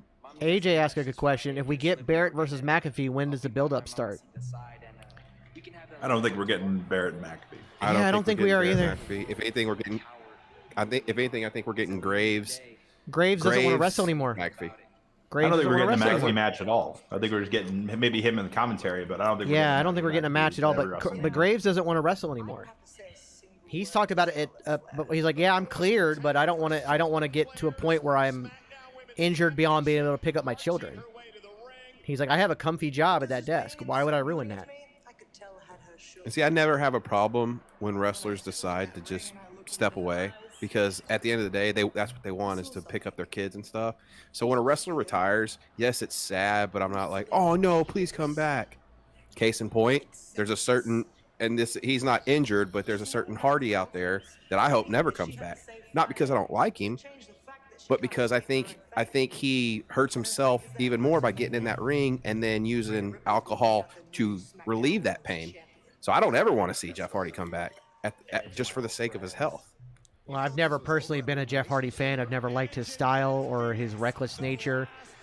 And on top of that, like you said, the fact that he is willing to go out there and put his body on the line because he has a crux to help him deal with it that has ruined his life. I don't want him to come back either. I know I get pissed off a couple people with my TikTok about that scenario, but it's what it is. Like,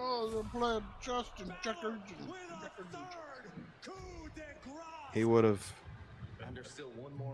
Jeff Hardy should not be back. Yeah, I agree. I think. Oh my God. So the rumor is, by the way, that he'll come out as a Judgment Day version of. Oh, never mind. Everybody, shut up. The fucking leg on the wall. Is his fucking eyebrows glittered? Bedazzled. And he's got a bedazzled soul patch. Monster's soul patch is blue. Dude. By the way, you can hit the hub soundproof for it comes for Maxine Dupree. Let's fucking go.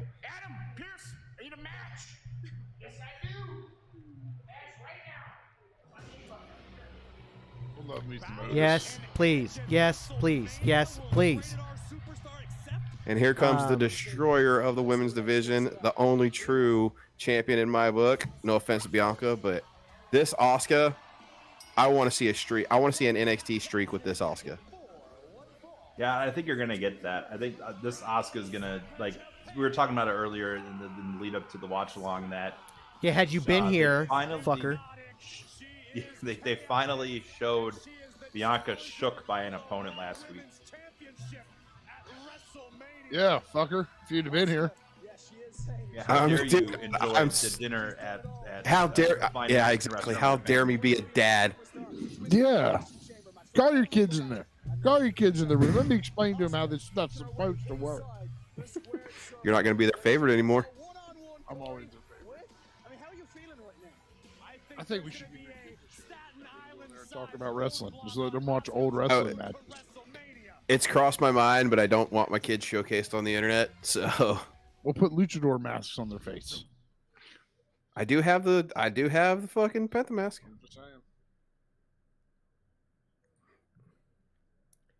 And the youngest one does walk around going Zato Meadow.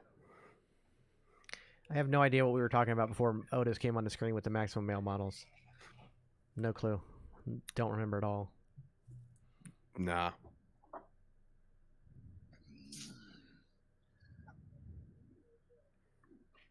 Tomorrow, live, 8/7 Central, only on USA.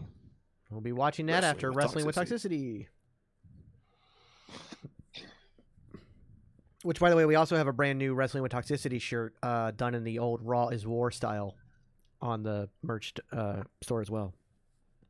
Which I literally ordered my NWO style Wrestling with Toxicity shirt, and then got it up my ass to fucking make this shirt. Hold on, I gotta put it on the screen. So now I gotta order this one too. I was like, God damn it! I was like, shit.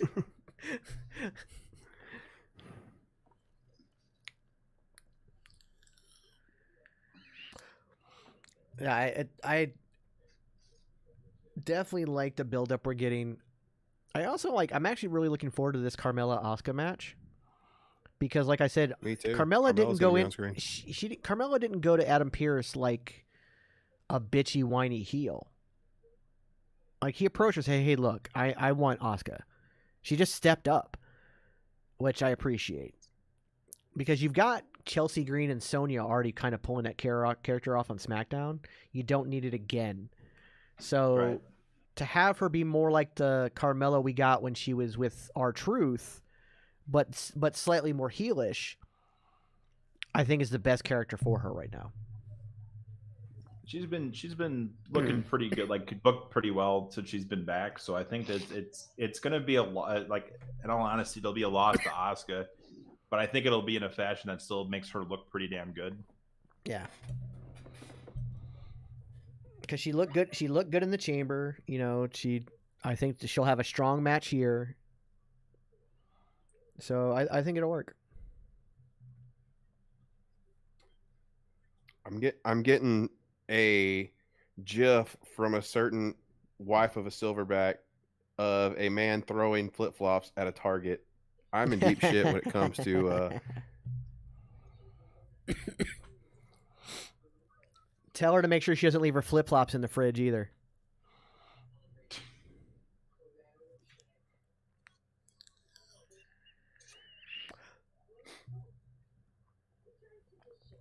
How quick does Carmella tap out? I think we actually don't see a quick tap out tonight. They had a decent match between her and Nikki last week. I think we're gonna get another decent match where Asuka ultimately comes out with the win, but the match itself is kind of goes both ways for a bit, because it's only strengthening the women's division, and anyone just like the men's elimination chamber this time around. The women's elimination chamber, everyone had really good chemistry. Everyone looked really good. I don't think anyone actually came out of that looking too bad. So I think they're strengthening everybody since the elimination chamber. Everyone involved in both chamber matches has gotten a slight kind of elevation off of that. Mm-hmm.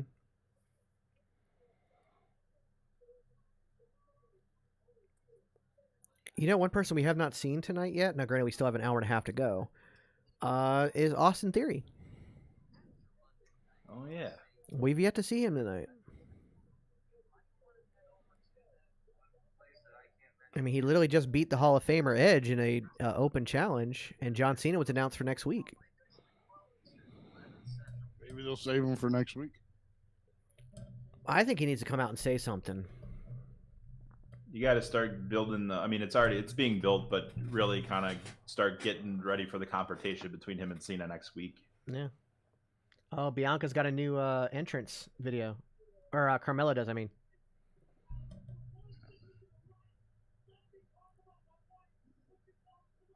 I love that,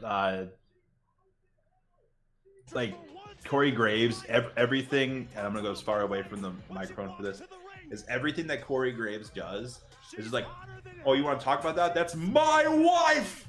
Like, just plays that up to like a million. Because like there are a lot of people that I've met over the years that have gotten married and they're exactly like that. Like as soon as they've been married for like anywhere between like newlywed to like 2 years, everything's like my wife, like for everything, and he's just playing that up for it works really well. But she went on to say, keep underestimating me. I love proving people wrong. And Mela's been at the top, and she will love this opportunity. Kick her in the dick. Asuka. My apologies, Raven. No, go ahead. Right in the crotch. Too. Come on, KP. Here we go. One-on-one action then. Carmella, former SmackDown Women's Champion, taking on a woman that's won it all in Asuka. Been able to sleep A woman who's won it all, but has never defeated Carmella, Kevin Patrick. No, in sports it's well said because it's true. But you're as bad as everybody in the back.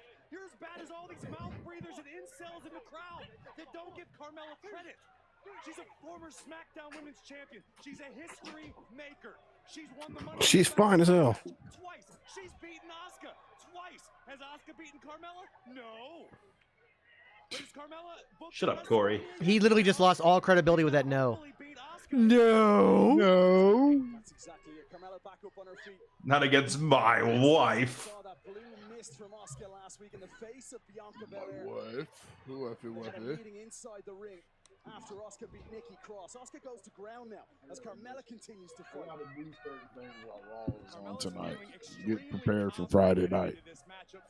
Friday's turning out to be huge for SmackDown. Yeah. Carmella's eager to prove to Asuka and the entire WWE. Make sure you remind Matt that he's ahead of everybody on the broadcast for mostly everything. To any championship any night of the week. And she can prove that tonight by knocking off Asuka, who, yes, has earned her opportunity for WrestleMania. And there's many out there that'll say to you, Corey, Carmella doesn't need to prove anything, given all she's won in WWE. She has Asuka against her now. Carmella now. Yeah, she's definitely giving us throwback vibes of when she was with James Ellsworth and the Queen of Staten Island. For the win, Asuka kicks out. But she's looking hot. She's got still hot gimmick. Given what we've seen from Asuka of late. No, I've been gassing up my wife, Kevin Patrick, because that's what supportive partners do. This Gassing up my wife. Asuka now to put away Carmella, who's still alive in this match. Check the private chat when you get a chance. Trust me, Carmella I did. hasn't spent the last week moonwalking around the house. Carmella has been studying. That's me. Been strategizing. 3K Not goes really. Not 3K really, goes sir. 3K goes far, doesn't it? But Carmella's fully aware. You just had to do it, didn't you? Yep, sure did. Never seen in WWE. You just had to do it. It's the wisest decision Carmella's ever made. No, But no comment on that. to make it to the top, you got to knock off the contenders. So okay, so Ooh. obviously we definitely get seeing that Asuka is the person that can kind of bulldoze our champion and actually be the first person to beat, like, legitimately kind of knock down and get in the head of this version of Bianca Belair that we've had on the main roster thus far. She's kind of traded title for title since she's been back, and her her loss to Becky Lynch at SummerSlam rather really kind of derailed. A derailing moment for her, and coming full circle again, winning the championship, and now having a legitimate opponent for her. Probably the most legit opponent, I would say, since Sasha Banks when she was there, to where it's believable that Bianca's going to lose. She's been beaten by Becky Lynch. We'll give her that. But I think that Asuka's presentation this time around, bringing the character in that she used to be in Japan, is a brand new threat for someone like Bianca, someone who's much more psychological. The blue oozing out of the mouth and stuff, and all the craziness and all the juggalo makeup and shit that she has on, really kind of brings a new feel to the character. I think this is something that WWE sticks with. But who do you have build up in the background to eventually challenge this type of character, to where you can see this version of Asuka kind of, oh shit? Or do you just have her be a competent, cocky heel in this style, and then wind up coming up short? Do you know, honestly, I think once you finally bring up Roxanne Perez, I think Roxanne Perez is the one to dethrone Asuka. first off, they're going to have a great match. Second of all this stuff she's doing with Miko right now in NXT kind of helps get her ready for that in a way. So I think that works. Super Bro asked, "Do you believe? I believe we're getting the best Carmella. Do we have her taking out Rhea for the title after Rhea wins it? Absolutely not. I don't think Carmella's in a position to be that person to take out Rhea. So Rhea's another one. How do you take out Rhea? Rhea's also going to have Bianca a long Belair. run. Yeah, because you want that match. So we've announced the subathon. So I Yes. can now start talking about subathon.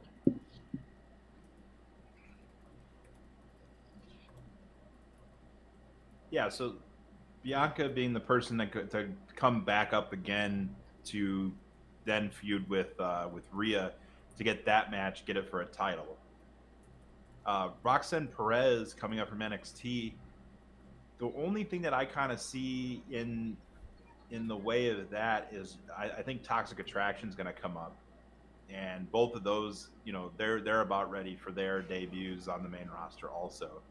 So you have them come up first, you get them in the system, then you have Roxanne Perez later, and then you, in the meantime, feed people to Asuka, and then Roxanne Perez winds up being the one, or because you have to make room for a lot of, like, Indy Hartwell's about to come up from NXT also, I believe, because she's been ready. It really depends on how they decide to do it. Yeah.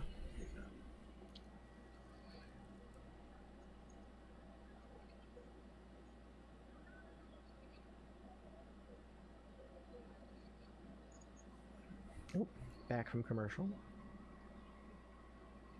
Say that again, Kevin Patrick. Carmella in complete control over the Empress Asuka. Louder for the people. Indy is past due, yeah. I think Yeah, so. for sure. And She's in the position now in NXT of just being the kind of the gatekeeper to get new talent over there as well, and I think it's time to get her up before that. It does too much damage to her. Yeah, Indy Hartwell's been ready for a minute, and you have a kind of a waiting place for her with Candice LeRae already on the main roster. So you're going to put the way back together minus Theory. You've got the avenue to do that, and you also have someone who could talk for Dexter Lumis if they put them back together. If she can kind of play the mouthpiece for him because he still doesn't talk. Asuka nearly took Mella's head clean off. There's that rapid offensive Asuka. Does a blitz of brutal strikes. Every time I look at Asuka's face paint, I'm not gonna lie, I'm starting to think I got a new fetish. It's pretty dope face paint. Unfortunately, the Gathering of Juggalos no longer exists. It's the last one before the pandemic, or right after the pandemic was the last one ever. So you can't see all of them in one place. I always wanted to go to one gathering, just one. Yeah, I always wanted to rub my nuts against glass too, but never got the chance to do that. Hey man, if we're for enough subs, I would say no to both. Yeah. For 1,000 subs, let me put that Jax back. will Let me put treat that back. his. I would rather drag my balls through broken glass than go to a gathering. For It 1,000 would subs, take 1,000 subs. Jax will dip his nuts a la remotely think Kickboxer, about it. or was it Bloodsport? It was Kickboxer, Bloodsport. right? It was Bloodsport where they did the hands in the glass. He'll do that with his nuts. Oh my God. we'll tape. You can tape them yourself. AJ says in the chat, what about Kickboxer. Raquel versus Asuka? You got to rebuild Raquel. Raquel's kind of gotten lost in the sauce a bit. She's got to get rebuilt. I think Roxanne coming up. The SmackDown Women's title. Oh, there it is. Rings of Saturn. The SmackDown Women's title is starting to feel like more And of she tapped. the bigger women. Like, because if you look at Rhea, if you look at Charlotte, if you look at Raquel, you could add a Lacey, you could add a couple more. They're the taller, bigger women. I know that sounds so insulting, I'm sorry, but the Raw Women's title is the fast-paced. To me, it comes off as the fast-paced. Well, don't forget the champion of Raw style is matches. Bianca Belair. The strongest. The person who, by the way, has set all the records at the Combine in NXT for everything, including strength. I think we could see. I think we could see Asuka's winning at Mania. Oh, yeah. I believe that, and I think we could see Bianca head to SmackDown. Yeah, it's interesting. Yeah, because that'll set her up with Rhea. I think you're dead on with that. 'Cause Bianca is at the. What the hell is that position now sound? where- Is somebody got somebody else's Twitch TV's up? down. No. Mine's in my headphones. All of a sudden, You know, interesting listen. thing is, she's one of the only few CFO music that still plays to this day. Where is that coming from? No idea. Only Not here. thing tab I have open is YouTube and Punk Driver, and it's on mute. I just checked it. Yeah, I got nothing. Are we in the same? Oh, that was weird. I was say we're not all on the same stream right now. That was weird. I don't know what that was. Yeah, that was like rabbit ears.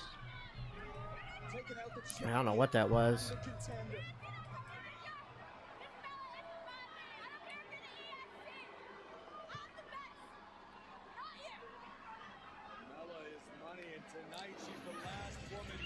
All right, we're gonna see what happens with the Miz here. Because of that, I missed what happened with Carmella and Carmella attacked Bianca after coming out. Hmm. Yeah, that was weird, AJ. I don't know what that was. All right, Super Booker Beard. says it was PWC. I have promoted it on all my social medias. Okay. I was just letting you know. Well, I'm gonna share it, sir. I'm so glad that Piper never got her name back. Yeah, me too.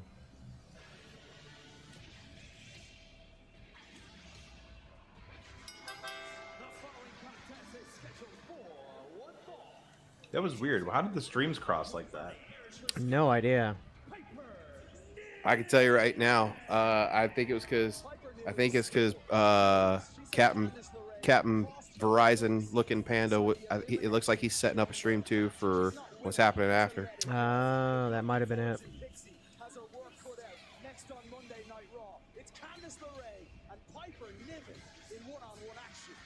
Where's this Nikki Cross storyline going? Are we getting Sanity back?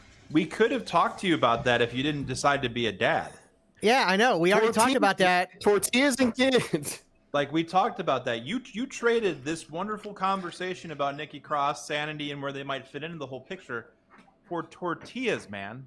For tortillas. Homemade tortillas. Look, CPG, even Beard and Ginger have to back me up because we went there. We took them there. It's fucking amazing, bro.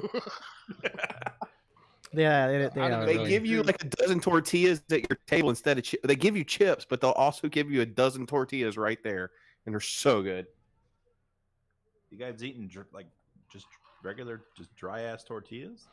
Well, first of all, they're not dry because they're fresh and hot. Queso. But they bring you like melted butter. You got queso to dip it in. It's like better than getting chips. It's so good, so good. But yeah, It's called Alamo Cafe. When I'm in Texas next, we'll have to go. No, what we talked about was the possibility of Sanity being tied to Bray Wyatt because Eric Young was the voiceover for the newscast. He did the voiceover for that on SmackDown this week. And there was he? Yes. Mm-hmm. And then there was the voiceover also says in the Firefly Funhouse when they show it, and then it cuts to the red Firefly Funhouse and the door is propped open by the box that Alexa was sitting on from WrestleMania. The voiceover says, "Who let him in?" So if Sanity had somehow weaseled their way into the area of existence where the Firefly Funhouse exists, with given their characters as a possibility because they can always tweak that however they want, the split of Wyatt's personalities may coincide with members of Sanity. So Captain Howdy, Uncle Howdy, God, fucking Exorcist every time. Uncle Howdy is Bo Dallas, and then Uncle Harper may be Eric Young. Huskus the Pig may be Big Damo, and then you have the possibility of Alexander Wolf being Rambling Rabbit or something like that. And then if you include Sister Abigail being having that full transformation again for Alexa Bliss, or it being Nikki Cross in some way, when you bring all that together, you now have a faction that can hold every single title that WWE has to offer that a faction can hold. So that was one way. Another way was to pitch kind of an enemy that's used Bray Wyatt to give him a way that he's cornered, and then the personalities come against Sanity. So we talked about that. Alexander Wolf came up, but we also talked about him going immediately back to Imperium because it gives Imperium a opportunity to appear in War Games. Yeah. We talked about War Games between the Bullet Club and the Bloodline. You missed a lot while you were enjoying your tortillas. Yeah. Seems like it. Not sure we are going to get anyone as the Rabbit because we have see it on the Firefly Funhouse.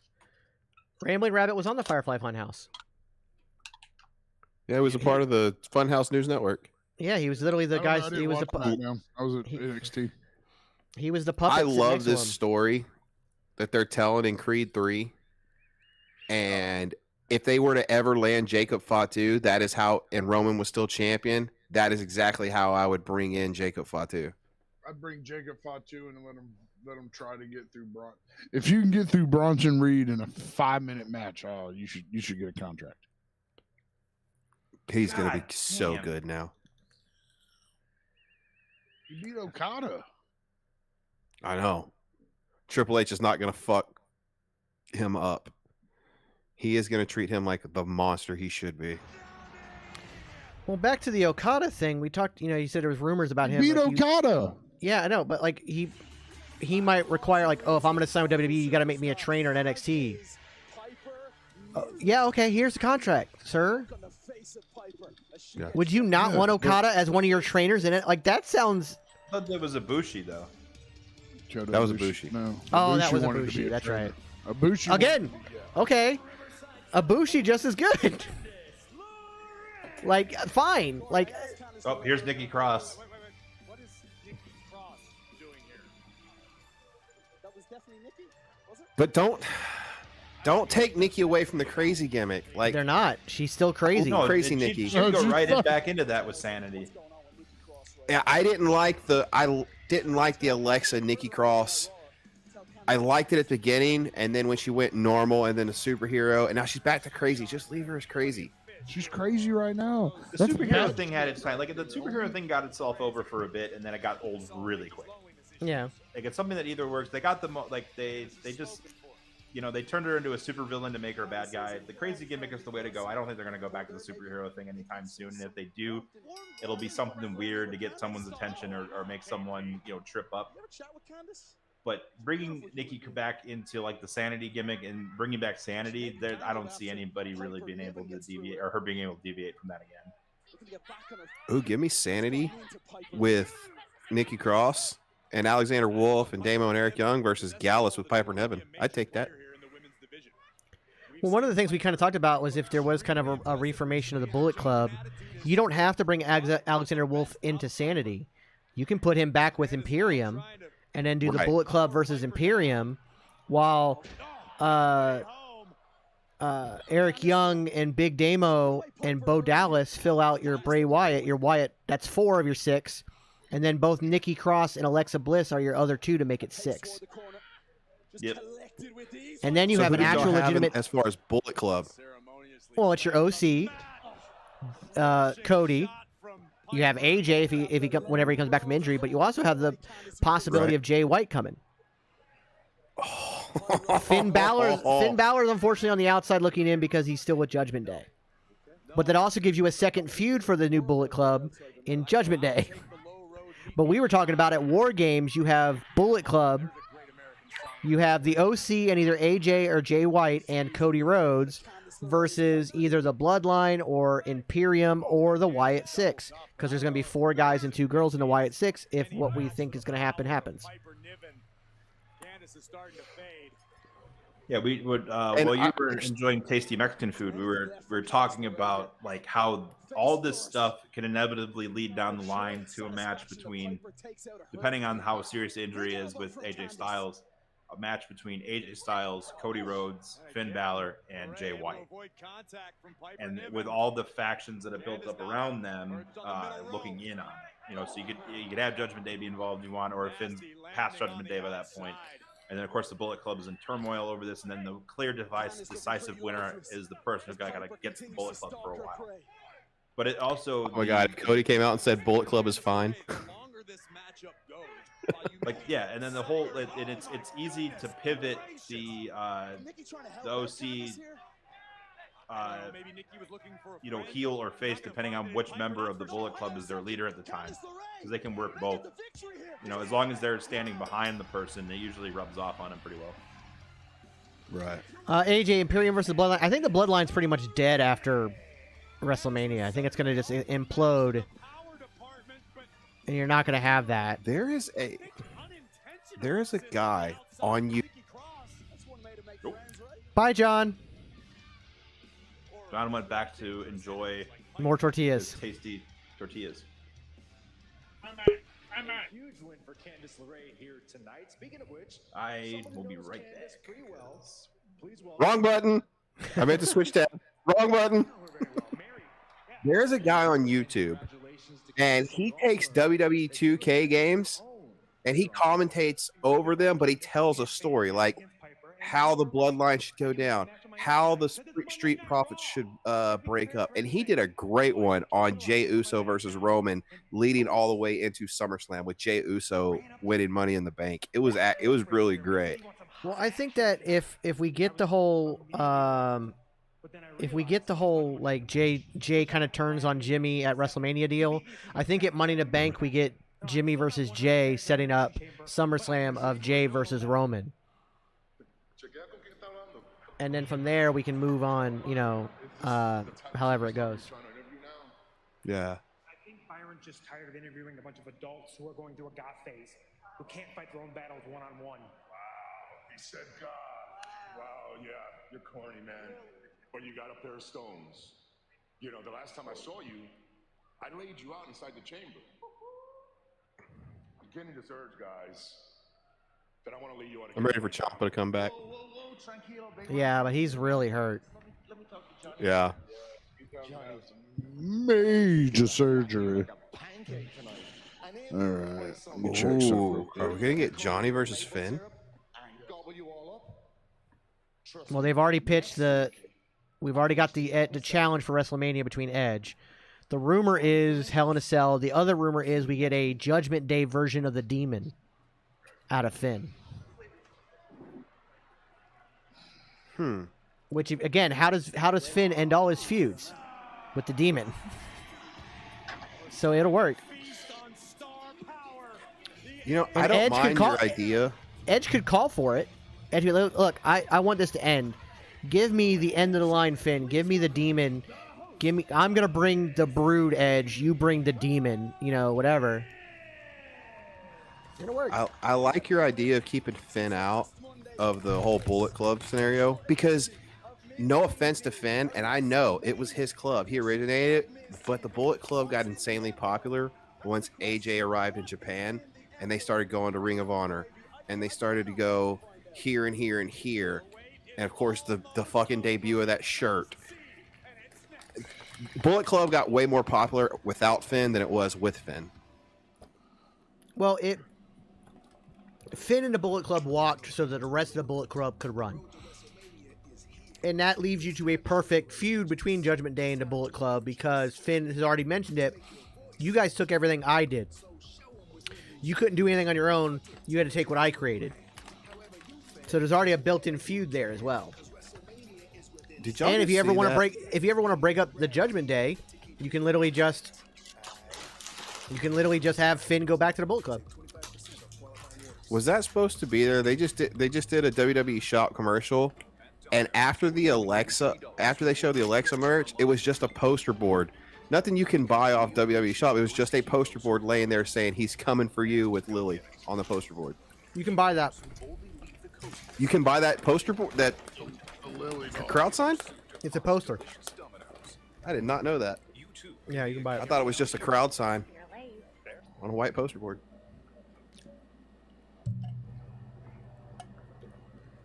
If it's the one I'm thinking of, yeah, they have posters and shit you can buy now, and a lot of them like look almost like crowd signs.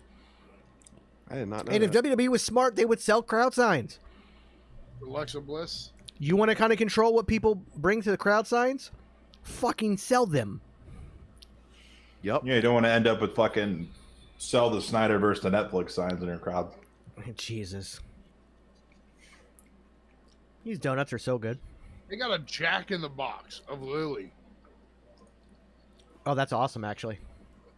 That was another thing I sent to Nite was the jacket. Her Jack in the Box was holding open the door Friday on SmackDown. Yep. We talked about that too while you were enjoying Mexican food. Yeah, again, had you been here on time. Tomorrow I'll be enjoying Hamburger Helper. That's what you deserve, motherfucker. Hey, you're still supposed to cook something for me, fucker. Yeah, I tried. I offered, and your wife said no, adamantly. Yeah, she adamantly was like, "Fuck no." Yeah, I know. Cooking. But next time, I'm adamant. I want to see you throw a beef Wellington together. Well, guess or some what? Shit. The time we're gonna be in Houston, I'll be cooking for Nate and Allie, because they ain't saying no. That's bullshit. Now, are y'all going to? It's a 2-day convention or 3 day? 3 day. 3 day. It's Friday, Saturday, Sunday. Are y'all gonna go all 3 days, John, or just 1 day? Probably just 1 day. I don't know. We'll see. We'll see. Depends on my new schedule. The youngest will be free. The oldest I'll have to pay for. The wife I'll have to pay for. And I've thought about doing the VIP pass, but I think I'm just going to go as just a regular fan. But I don't want to pay that. The regular pass only covers for 1 day. They have a 3 day pass. They have a 3 day pass too, but the VIP pass, like, unless you're going there to get a ton of pictures and autographs, it's really not worth spending the money on the VIP pass. If you're only going to hit 1 or 2 things for autographs, then it's not like the VIP pass doesn't seem worth it. I'm going there to cheer on the Silverback Nate Slater. I'm going there to find Stephen Amell and tell him I want him on the Wolfpack. Well, we're actually Build Hey, guess what? this city. We're probably going to be interviewing him because we got press access, motherfucker. So guess what show he's going to be on first?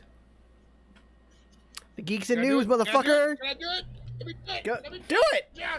Have any of you guys watched Heels? I haven't got a I chance watched to. the I first, need to. 6 episodes.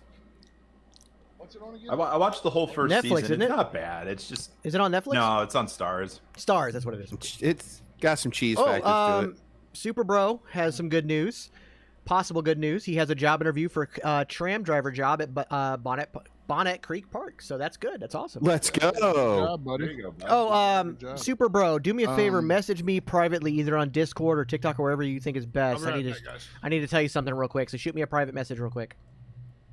I'm excited about this whole China documentary. Yeah, me too. Yeah, it should be pretty good. I'm glad that she's getting some buzz and stuff. All right, what are we coming back to here? Oh, that's Miz TV. So what's Miz's big surprise going to be? I do really hope this does lead to a more serious Miz character and a legitimate run where he's he's a threat to everything, because they've already proved that he can work really well with Cody. This Sunday, starting at 8/7 Central on A&E. Sorry guys, I gotta turn on open my bed up. Miz TV WrestleMania edition. It's a very nice suit he's wearing, or suit jacket, blazer. Dude, I still need to get a shadow box for this damn jacket. Check private chat, John. Correlates with what my brother's news is. My beautiful, gorgeous, sexy wife, Maurice, and oh yes, and the anniversary she gave me last week. That is a nice jacket, but I don't think the pants. Like, I think the pants are probably the same color as the blue on the jacket, but for some reason they look like they don't match.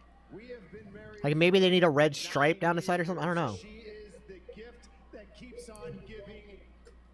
I liked Dijak's tweet about the Miz today. talking about I was kicked out of the locker room and stuff like that. And Dijak said that when he was on Raw, as whatever from Retribution, when Miz won the title, the entire locker room was cheering. Like, Oh, yeah. he's gone from fucking hated to loved. The Miz doesn't, in my opinion, the Miz doesn't get enough credit for the years he's put in. Everybody's still on that. He was on the Real World bullshit. All right, WrestleMania is being hosted by The Miz. He's his own guest tonight. I mean, he's not doing anything. I don't mind this at all.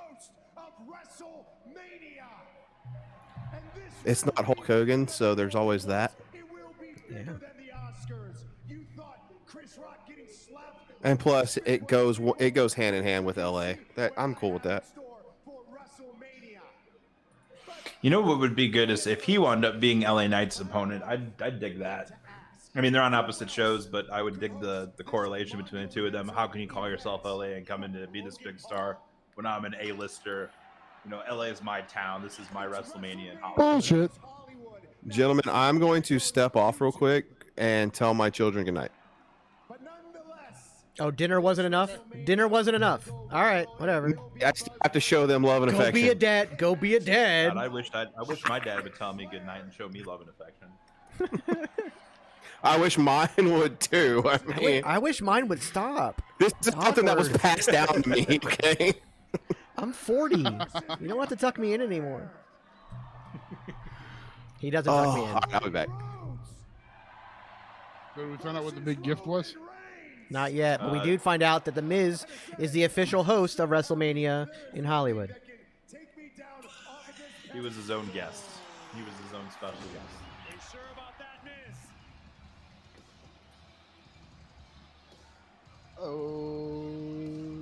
That's such a fucking outfit. Those are his wife's Wearing pants. China's I'm sure of pants it. from- Those are his wife's Yeah. pants. Actually, those are my pants. I wouldn't doubt that. They have a lot of breathing room, actually, in them. You'd be very shocked. Well, with leather like that, you need to have some breathing like that so it'll keep you from chafing. Into the WWE, and that is Seth freaking Rollins. Those are absolutely his wife's glasses. I've seen her wear them. I rarely question any of Rollins' motivations, but why step on Miz's moment? He stomped all over the Miz last week. Seth freaking Rollins. Seth is this generation's Triple H. Actually, Seth might be closer to this generation's HBK.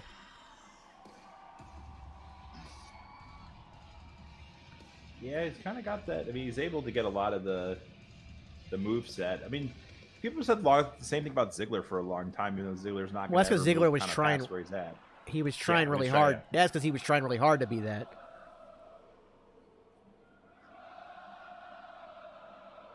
Do you know what this means? Do you know what this means? When my hand goes up, All right, PBR Fiend, have fun with Warzone. Warzone. Don't forget this weekend we're doing that subathon, so make sure you pop in and check that out as well. Yeah, buy a Punk Driver shirt, you mook. You mook? Yeah. I didn't say that. I don't think you're a mook. I know he's a mook. Oop, wrong chat. Wrong chat there, buddy. You want me to pull it up so that everyone can see it?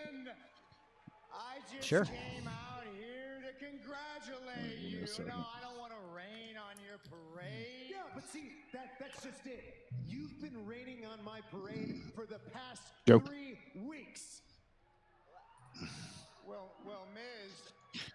Get you some Punk Driver hoodie. With my big red boots because Get you a Punk Driver shirt. Get you some Wrestling with Toxicity. Get you a Tribal King Friday night fight night. Hell, if your toes are cold, get you some shoes. Get you some Ginger Ninja. not once, not twice, Get but some 3 Husky times stuff. because Some Super Beard. let's face it, Mike you're, Duplessis. Cow cosplay. I'm just going through at this point. Yeah. Hey, I am not a B type of person. I am an A type of person. A type of person. So you're saying you're an A? No! That is not what I meant. You know that's not what I meant. Hey! I didn't say it. You said. Relax. That's not.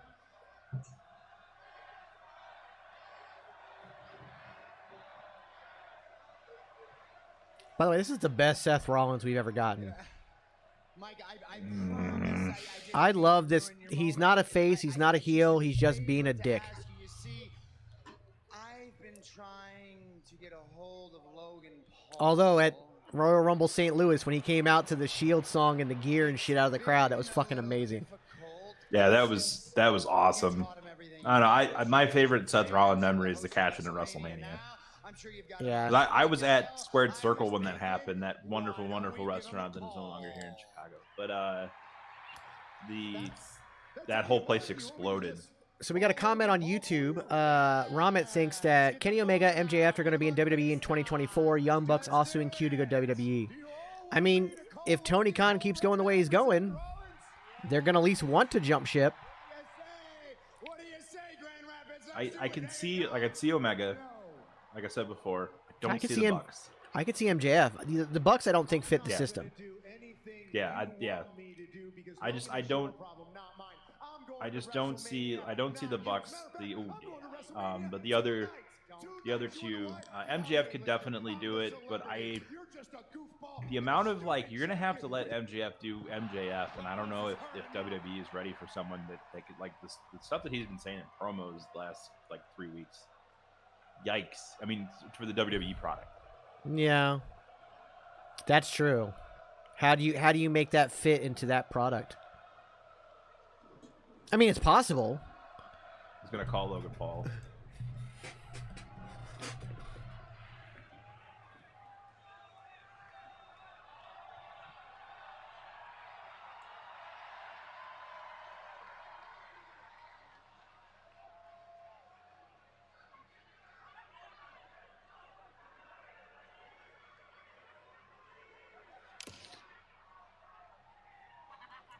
Wow, that was really loud unlocking of that phone. It must suck to be at his house. That thing unlocks. Everybody hears that shit. Yeah, MJF is smart. I think he could do it. He's gonna FaceTime Logan Paul, or he's gonna call Logan Paul and set the WrestleMania match. All right. How do we do? Do you think with Vicky Royal in her AEW contract expires, she does anything with Dom? No, because she hates what Dom is doing. She's been very public that she thinks it's blasphemy towards Eddie Guerrero. My phone's loud as shit. Miz, stop calling me.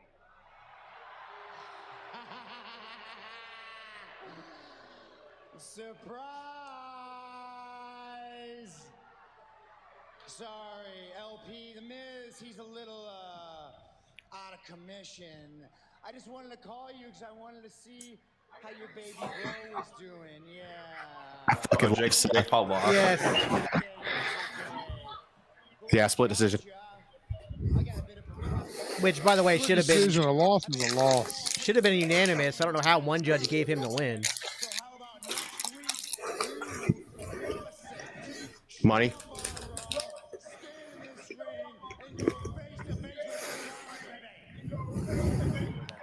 John, you're breathing very heavily into your microphone. Sorry. He just muted himself. He's eating his fruit snacks, his leftover. You know, at the Mexican restaurant that he was at, they give you complimentary fruit snacks just for being there with your family. You're still muted, bud. Not only that, but Vince and Jax both know the stairs I have to walk up. Yeah, dude, this motherfucker got Yeah, that's why he's winded. incline. They're not code. They're not code. It's like this. His stairs are like this. I wanted to. Halfway up, there are mountain goats going, just like, what the fuck are you doing? Like, what the hell? I don't know how I'm ever going to get down there. I thought about riding a basket down, but I didn't think I had a basket big enough to fit. Yeah, I was looking to see if they had one of those, like, those cable trams that they have in the Swiss Alps. Jesus. No, he needs to get one of them assisted It's Yeah. fucking chairs. They go up the elevator and sit on. Tony Khan used their whole bet upon Saraya, Tony Storm faction AEW. Yeah, he put a lot of eggs in that basket, and it's not panning out. Bailey, Io, Dakota. The stuff that the decisions he's made with Saraya in that story, that he's made with everyone in that story, you're inevitably heading towards the face turn. I mean, where you're at now with Britt Baker and Jamie Hayter, but at the expense of Tony Storm and Saraya, and do it where it seemingly comes out of nowhere. Yeah, the greatest champions in WWE. That this is more than about championships. AEW coverage, of course, you can always check on Wednesdays on the Wrestle Talk Wolfpack on the PWC. Simulcast here at the Geeks News Network. By the way, Ramen, if you haven't already, please hit that thumbs up button on the video on YouTube, as well as if you could follow the channel and hit that notification bell so you know every time we go live. I would greatly appreciate it, sir or ma'am. I don't want to Which, by the way, anything. Sorry, go ahead. I didn't mean to cut you off like that. I just was saying I didn't want to assume anything. Which, by the way, the Wrestle Talk Wolfpack this Wednesday is going to be very AEW criticism and the Wrestling Observer News Awards criticized. I know. But you see, the thing is But it's got to be there for debate. Yeah. But look at me, my hustle, the elimination chamber. Mandy Rose and Roderick Strong were seen backstage at All Elite Wrestling. Maybe Tony Khan bringing them out at AEW Revolution 2023. Roderick Strong's still under contract with WWE, is he not? I'm not sure, to be honest. I don't know. We obviously know Mandy Rose is not. Yeah, I don't know if she's gonna be like stepping back in the ring though. I think she's getting probably more than enough money doing what just she's from doing Jax over. alone. Hey, listen, just because you get your child's college tuition doesn't mean anything. Yeah, it's cute. You think my kids could go to college? Yeah, Roderick Strong is currently signed to WWE. What? Say He's that still again? listed as Roderick Strong is still currently signed to WWE, and he's still signed to NXT. He's still listed as on the NXT brand, and he's still listed as the leader of the Diamond Mine, but is currently inactive due to an ankle injury. Bobby Lashley's fully back to the almighty gimmick. His hometown next week. What could go wrong? For now, WWE Universe, behold the Almighty.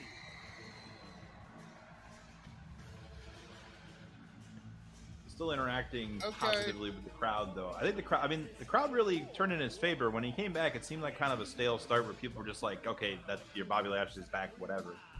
But I think that the crowd has learned to interact with him in a better way since his time when he was in Impact.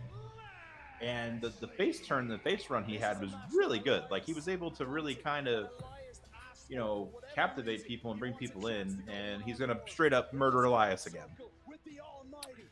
Dude, TNA did him and Kurt so much. It brought them up so much. Like, I get it, Kurt was already a former champion in WWE and all that, but Kurt really unlocked a very dangerous style when he went to Impact. And when Bobby in Impact was phenomenal. That was the best thing he could have done. Well, I think a lot of people were left wanting more from the WWE run, because the highest he ever won at that point was he won the ECW championship and then lost it to Vince McMahon. So it made him look like a doofus, but it also showed everyone, like, hey, look at all this potential this guy has, but no one's allowing him to really do anything with it. Yeah. And Impact was like, come over here, we'll make the place for you. And bye, John. He's still listening. Oh. No, I'm still listening. I'm still listening. No, I had to grab something real quick. He's smoking the ganja. Oh no, we don't do that here. Wink. No, they gave him the opportunity. He ran with it. It was really good for his career, and it really helped him when he came back. Sweat headband Bobby Lashley in Impact, phenomenal, and I think it really helped him out on it when he came back to WWE. I mean, this run for him in WWE has been the best thing for him. It definitely shows that when people take time to go other places, and kind of like Drew McIntyre is the same deal. You know, Cody for different various reasons. When people step away and they come back even better, it really shows the benefit of that. I think Mercedes Moné or Sasha Banks is doing the same thing. I think she'll eventually be back, and it will ultimately, her time spent in Japan hopefully winds up being better for her.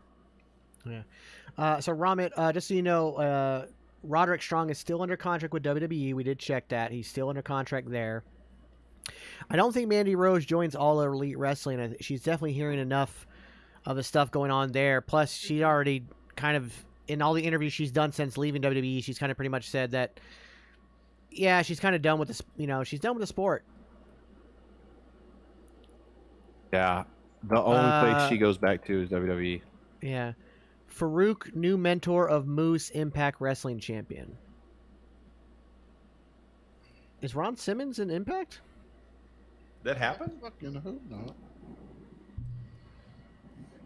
Ron Simmons is usually on tap for WWE Legend type of stuff, so I don't know. I don't know. Damn. Let's go back to what AJ said in the chat about Vicky Guerrero and Dominic Mysterio. Obviously, Vicky Guerrero hates everything they're doing with Dominic Mysterio because it's kind of sacrilegious against her husband and all that sort of shit. I got into a pretty big debate with McGruber on Saturday when I got to finally watch SmackDown about whether or not Dominic is being utilized like for good or for better. I personally can't stand him, which I know is his job. But there were parts of that that promo between him and Charlotte that were just painful to listen to, mostly on his end. I feel like, I mean, she rightfully and probably for the right reasons was chosen to just like smoke him in that promo, which I thought was pretty good. But there was just the way that he was talking to her and stuff. I was like, this sucked. Like to me, it just sucked. I didn't. He's so unconfident while talking, or either that or just the inflection he's using in his voice. He needs something to kind of get him over that for me. He just the whole like I went to prison. It's really funny, but there's nothing about his delivery of any of what he's trying to get across that has any weight to it. It just seems very forced and like he's reading. He's reading off of a piece of paper. Yeah, he needs promo work for sure. Real quick, I want to go back to the comment of Ramit. Yes, one, Roderick Strong's wife is in AEW, Marina Shafir. She is in AEW. Not being used properly as per typical of AEW. On the Farouk is a mentor for Moose thing, I think that there was a tweet that was put out that I think kind of misconstrued things. Moose joined as becoming Impact champion. He joined a list of pro football players like Ron Simmons who became world champions. So their names got attached to each other because of that tweet, and things have run with it in weird ways. Oh, here's the Firefly Funhouse stuff. Which, by the way, since I have you guys here, and I did a TikTok earlier, I'm trying to do this whole one-word thing, describe person in one word. Today was Bray Wyatt, so let me get y'all's. Storyteller. Nobody in this locker room. Not Brock Lesnar, not Bray Wyatt. If you disrespect I've been on top of these. I know all Say, these and words. he's ambiguous. You don't really know what's going on with him all the time. Mysterious. Tale of the tape of Bobby Lashley bodying Elias. Yeah. Who is Uncle Howdy, Ramit? We believe it to be Bo Dallas. It just, that's... Ooh, Elias flying out the gate. But let's be honest, if there's one person you don't call out, it's the Almighty. I mean, Elias isn't a small guy either. What do you do with Elias? I know he's a constant. I know he gets a reaction, but what's the Ezekiel storyline was his last massive actual some form of a storyline. Before that, when he was Elias, he never really had storylines. He just would come out, sing, piss somebody off, have a match for the next 2 weeks, and move on. I think you got right there. There it is. There's your storyline right there. They just showed you. Rick Boogs. Either they team up and become a tag team of like a opposites attract kind of style of tag team, or they end up in a feud. But there's your storyline. I believe they're going to have a guitar off at WrestleMania. Hey, Rick Boogs at least watching a TV correctly. Yeah, I know, right? Boog's trying to figure out how to spell. Lashley creates a bit of separation back in. Dude's trying to figure out how to spell. I want one day, because I think, like I said, I've always said, like, I think Corey Graves tries to be Bobby the Brain Heenan too much. I want since he is medically cleared. Hold on. Since he is medically cleared, I would like a wrestler. You in that fucking hourglass. Yeah, mister, I'm going to point out my title belt or my autographs every chance I get. So fuck off. I'm stretching, dick. I think... No, you're not, you liar. Don't lie. Don't lie. Don't lie. Stretch. I think that... if I want a baby face that is constantly insulted by Corey Graves to just one day snap and put him through a table. Just put him through the announce table. Vince, check chat. I want to put you through an announce table, Vince. I'm down. And instead of Brock tapping out to the Burlock, By the way, speaking of anybody want to buy peanut? Did you? Anybody want a peanut? Dude, did CPG? Did you happen to catch our interview Wednesday on the Wolfpack with Ray Ace Chavaria? I did. I caught the end of it. That was really interesting. That like in those fucking Andre boots. Jeez, that's what I was about to say. Christ. Fucking Andre boots. I wear 15 and a half size shoes, and like those were massive. He was actually really cool Thursday. He sent me a video of him and Daga headed to Orlando, saying that they want to come back on. So that was really cool.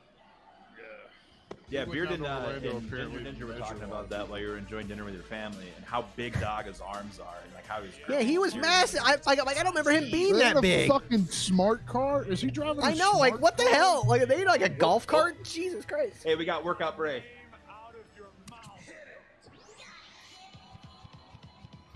Oh, I love this way.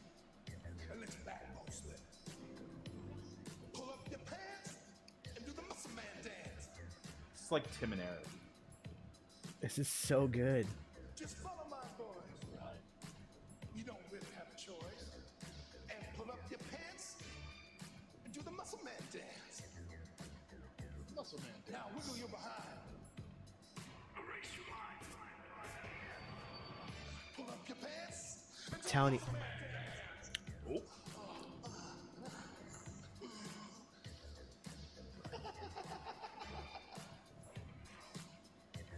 It is fucking happening.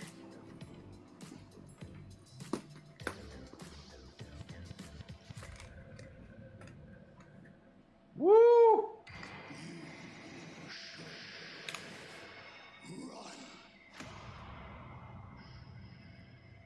Hell yeah. Dude, what? Wyatt's gonna fuck Lashley up, dude. Dude, it is happening. We are getting this man back at fucking WrestleMania. I'm telling you. Look at this. Once he's got to show off that he went to dinner with his family, now he's got to show off wrestling belts too. The Fiend is not coming back. The Fiend is coming back. I will bet you he is coming back. Oh, so you're calling? I love how you're calling Bray Wyatt a liar. Who's already told you that the Fiend is dead. He also said he doesn't. He also said he doesn't watch his stuff back. And what was he just doing in the last Firefly Funhouse? Watching back in promo. For part of the story, dumbass. point. He didn't watch the whole match. Exactly. The The Fiend Ryan could be a said part that of was the partially story. in character. I'm telling you, we're getting the Fiend back, and you're gonna apologize to me when it happens. When the Fiend comes back and it's part of the Wyatt Six, will be someone else playing whatever version of it is. And if he pops up for a second. Bray Wyatt, not the Fiend, needs the win over someone like Bobby Lashley at WrestleMania, and he's gonna get it. So what do I get when I'm proven right that he doesn't come back at WrestleMania? Custody of Jax for 24 hours. I already have custody of Jax. He's in my fucking state. Beard. By the way,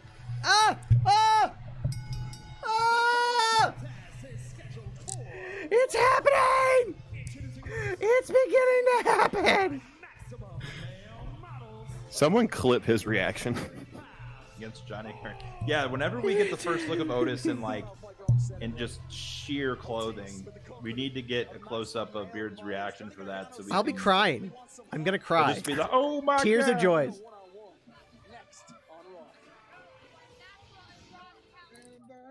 And I don't was forget, happy to see Maxine. I've already talked to Jackson. If I move to New York or if I move to Greenville, North Carolina, hint, wink, wink, nudge, know what I mean. He's coming with me. So look, dude, if the divorce ever happens, just know the Ginger Ninja goes with self bet. Okay, what does Ginger Ninja think of all this? He's just along for the ride. You You want to be completely honest. What the Ginger Ninja's been doing this whole time? The Ginger Ninja's been doing some work, putting some work in. Mandy Rose research. I've been tweeting. Well, speaking of Mandy Rose, Ramet has said that you don't cut me off. We have a viewer that's more important, sir. What did he say? What did you say? Jax, I would never yell at you like that. It's called tough love, and he knows it. Live with CPG. He's like, wait, excuse me. What? So the Wrestling Observer are the ones putting out there that Mandy Rose is excited to go to AEW. So I want to give this piece of advice to Ramet. Stop reading Wrestling Observer. They are 99 times out of 100 nowadays wrong. They purposely get leaked false information from the inside because people in the inside like to make fun of them. So a lot of that inside news that they get, they either make it up themselves or it is false information linked to them. But So just as a word of advice, I would avoid it. I would avoid reading over them. here making tweets and Facebook posts and TikTok. And I'm over here fighting for you, sweetheart. No, you're not. You don't give a You shit. do you. Mister, You I'm do going to show you. up an hour late. I'm going to show up an hour late because my other family's more important than Jack's. More important than Jack's. False. No. False. Fuck when off. he On lost that note, his I'm leaving. wallet, I'm sorry. When he lost his wallet, did you walk with him? That's right. Run away. Don't feel bad. I've also Jax, been over here. or John, you're the first ever guest on the show, and you were late by an hour. An hour. Look, listen. I've never been late for a Panda Wrestling guest appearance. Sometimes I show up without anyone even knowing it. Oh, by the way, I shot my shot. I texted Panda. I was like, "How dare you? How dare you not invite your favorite person to get to hang out with everyone tonight?" He was like, "Well, I'll see what I can do." I was like, "I don't really give a shit. I'm probably gonna go live on TikTok after this." Listen, full disclosure, I did not know y'all did a recap of last week's before. I thought y'all started at 7. It is completely my mistake. Yeah, but I thought y'all started at 7, so I missed the first hour. I'm the type of person that the only notification I have on my phone is a phone call. Everything else is shut off. I'll check it when I get to it. That's Ginger. fair. I'm the same way. Ginger. Finally got my schedule. So I guess I can keep track of things too. But yeah, by the way, you want to talk about what happens when he lost his wallet. You may have walked with him, which you didn't look very well because you didn't find it. But you know who else did all the research to make sure he could get on the plane and helped him get on the plane? No, not at all. I'm the one who found out that he could go through TSA if he had a piece of mail or some kind of proof of ID on his phone or something. I'm the one that helped him talk to TSA and was with him. The fucking pizza man has a TikTok. Who? The who? Luigi Primo? Luigi Primo? Oh, yeah, you didn't know. Yeah, he made one after he got all that popularity from that one video popping off. If you don't stitch one of his videos asking him a lot of tough fucking questions, I'm going to be very disappointed in you, sir. Notice Maximum Male Models here keeping an eye on things from ringside. In his way tonight, Johnny Wrestling. Which, by the way, I've been, for some reason, a lot of pro wrestling from LA or from Hollywood or whatever has been popping up. Sledge has been killing it over there. Yeah, saw that. I think he had a tryout for Impact Sunday. One thing we know for certain is that Maximum Male Models are not out here to watch Johnny Gargano. Are we about to see Johnny Gargano lose to Otis? No. It's going to be like a mismatch. It's going to be something where, like, the Maximum Male Models kind of cost Otis the match, and it creates a little bit of doubt between him before he fully gets turned around the corner, and he's like, I need to be with you. Or Chad Gable runs out. Chad Gable, because Chad Gable's looking for him. Yeah, it's like, what are you doing out here with these guys? And he gets rolled up, or he gets, you know. Where'd my pen go? Think of it as like abstract art. like something out of Salvador Dali's imagination. It messes with time and space, and it shouldn't be beautiful, but it can be. Oh man, I wonder what the folks in Superior, Wisconsin, Otis's hometown, are thinking right now. John, turn your TV down. Cars on Tower Avenue are packed. Oh, my bad. Superior, Wisconsin. Where the hell get this? If it's not an echo from my headphone, from not having my headphones, my damn TV. I'm horrible at this. John, did you see my answer to Panda's NJWP, not his IWGP title? No. But I have a prestigious title of my own in my possession. Which one? Straight from Walmart. It is true to size. This is actually the same size as the one the Usos wear. I can barely get it around my arm. It's so they're so small in real life. And I just want to say I didn't drive halfway across my state to get this. I got it from my local Target. But the prestige bestowed upon me and my friend at the bar when we walked in with these in full red and black Wolfpack attire. And we hung them off the back. We hung them off the back of our bar stool chairs. Did you see Tommy's chat, Ginger? Just said Otis reminded me of you. Otis. He is, man. Me and Otis are cool. Otis is like a small spirit animal to me. I mean, this is really just Mandy Otis 2.0. Oh, it's gonna be so much better than Mandy Otis 2.0 though, because he's like, when they start dressing him in this goofy shit that the two of these guys are wearing. We are witnessing before our very eyes. Oh, Dexter Loomis. Oh my God, did you see that guy dressed like Hogan? Yeah. That James Ellsworth dressed as Hogan. That is the weirdest Hogan cosplay I've ever seen. Where are we? In the Performance Center parking lot? Dexter Loomis. Gargano, quit flirting. Get in the ring, you pervert. You pervert. Oh, this is having none of this. Oh, this is having none of this. Well, I wouldn't be. I agree. Otis was protecting the sanctity of marriage. Gargano's spoken for. Shit. We saw Candice win earlier tonight. He's out here flirting with Maxine. I don't blame him. Just because you're on a diet doesn't mean you can't look at the menu, but Gargano. Damn, Corey. No. Damn, man.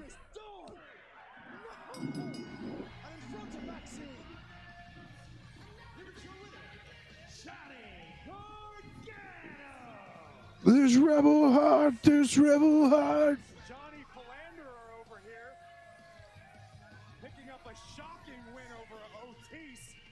Look at this. Otis. Of one final beat on the Tommy, and how many followers do you have on TikTok? For insurance purposes, a second and a massive upset for Johnny Gargano over Otis with the assist. Okay, so you're still building the relationship between Loomis and LeRae and Gargano. I think it's Raw after WrestleMania. Indy Hartwell debuts on either Raw or probably on Raw to fill out that faction. Yeah. I'm really pumped about this Cody going to SmackDown thing. Oh yeah, we talked about that earlier while you're having dinner with your family. That the fight night's going to be stacked, usually, especially around SmackDown. I was here around that announcement. I was here for that one. It all just runs in together, you know. Get some rest, Super Bro. Good luck tomorrow at that interview. You got this. Yeah, good luck, brother. Yeah, good luck, bud. It's Paul Heyman! Paul, I was hoping to get your comment on Cody Rhodes' announcement that he will be at SmackDown this Friday. I love it. This is my favorite time of year, WrestleMania season, where every single television show, the ante gets up and up and up and up and up, like this Friday night on SmackDown, the American Nightmare. Cody Rhodes. Yeah, we'll see you all tomorrow on Wrestling with Toxicity. You'll have to let us know how it goes. Mr. Heyman, I don't mean to be disrespectful, but Cody didn't explicitly say that he's there to confront Roman Reigns. He said, and I quote, "I'll be there too." Why would I feel disrespected just being chastised and corrected on worldwide television? Let's read between the lines what this really means. He's going to show up? Cody Rhodes is a raw talent. And he's going to show up? No, Cody Rhodes is going to invade Friday Night SmackDown. Cody Rhodes is going to crash the gates of the island of relevancy. Let's up the ante. This Friday night, live on SmackDown, Cody Rhodes will confront Roman Reigns. Or this Friday night, live on SmackDown, Cody Rhodes will be confronted by the tribal chief, the head of the table, the undisputed WWE Universal Heavyweight Champion. You guys, I think I'm ahead of everybody.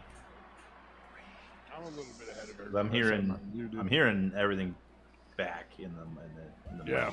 I was too, but I had to mute it, so I was like. Up next, ladies and gentlemen. All right. So, do you have Cody and Roman touch before Mania? No. No. Promo off, sure. Touch, no. Yeah.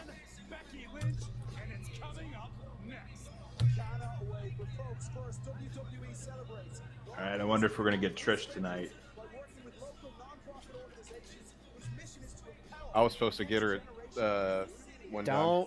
Didn't happen. Mister. My family comes first. I gotta eat before I gotta go out to dinner with them. That's what I said. But That's what fuck I Trish said. Stratus' family. Trish Stratus shouldn't care about her family because I missed out on seeing her in person. Woe is me, poor thing. I didn't get to get a boner in public.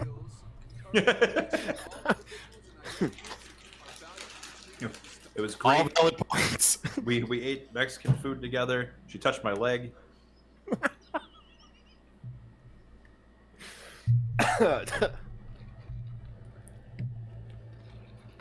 I love grinding your gears about that. Let me ask you this. Beard running? You really want to know what's getting beard running? The fact that you call Stephanie McMahon a homewrecker. Anyways. What? So, Jax likes to put false information out there, and doesn't like to listen to facts. So I just had to pull him off the show. And then run? No, I pulled him. So he's still running his mouth too. I can see him going. Nobody can hear him. But he's just going. I wanted to ask this question while we're on commercial. Do you think it's a good idea during the subathon that we also go to TikTok Live? Like, just plug in my phone and just let it go. I have a spare phone. I have my account. That's a long time. If you think you can pull it off. I mean, why not? I'm just gonna. I have a phone. I can just plug it into a charger. I have my spare phone. Are you still banned though? No. My ban got off yesterday. Yeah, because that'd be a cool way to kind of bring everybody. So let me tell you this. If we get brought into, like, say I check in on Friday. We're checking on Saturday. I'll go live, and then we'll go live together on TikTok, and then it's broadcasting in two spaces, and it's broadcasting on YouTube, and it's Jax, how you feeling? I'm feeling good. Other than Stephanie McMahon's a homewrecker.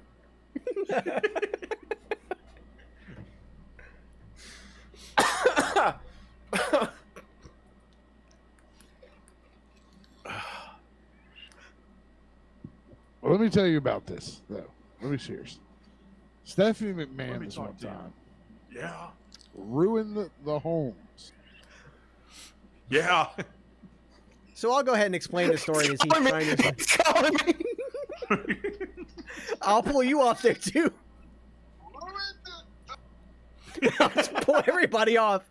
I have producer power. What are they thinking? I'll just pull everybody off. Can you kick him to Russell and Durst Raw?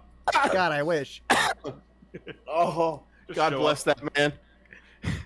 So while he's in contract, while he's in that timeout, should have been the announcement video. The announcement video for Punk Driver should have been, although the contract says CPG has a show on Monday nights, it's on the Geeks and Noobs Network and not on Pan Wrestling Company. Yeah. Somebody clip that. That was funny. So let me explain the story before I bring him back on and spreads false information. He likes to say that Stephanie McMahon Triple H cheated on China with Stephanie McMahon. This, of course, did not happen. The marriage storyline that we saw happened 2 years before they ever actually dated. Right. Triple H and and China broke up almost right after that storyline started. It had nothing to do with Stephanie. They just broke up. They were split up for well over 18 months before Stephanie and Triple H actually started dating. Look at the Twitch chat. I know. I'll time them Right, out. because I remember time them them out. talking about. Keep it up, Ginger. I'll time you out in chat too. I will time you out in chat too. Dude, I kind of remember that because that was happened. They like first started really getting together when at Royal Rumble where Triple H fought Foley. Yeah, the first kiss they ever had was when they walked out on stage. Jesus. Yeah, that shit was fucking hilarious. This is what happens when they try to silence.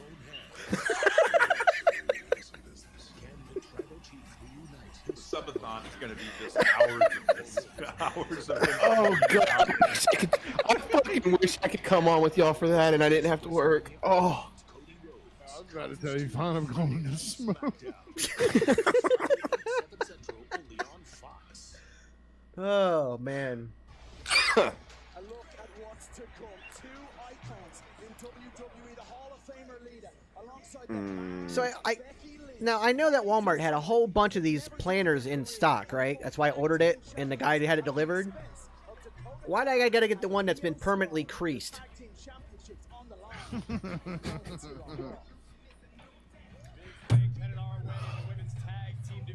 Trying to flatten it back out, but it is like straight up creased. sit on it. What are you trying to say? Put your Trying to say I'm fat? minute hourglass on top of I it. thought about that. Yeah, I thought about that for a second. You're not that big of a fella. 190 pounds, thank you very much. I'm under 200 again. I'm very happy about it.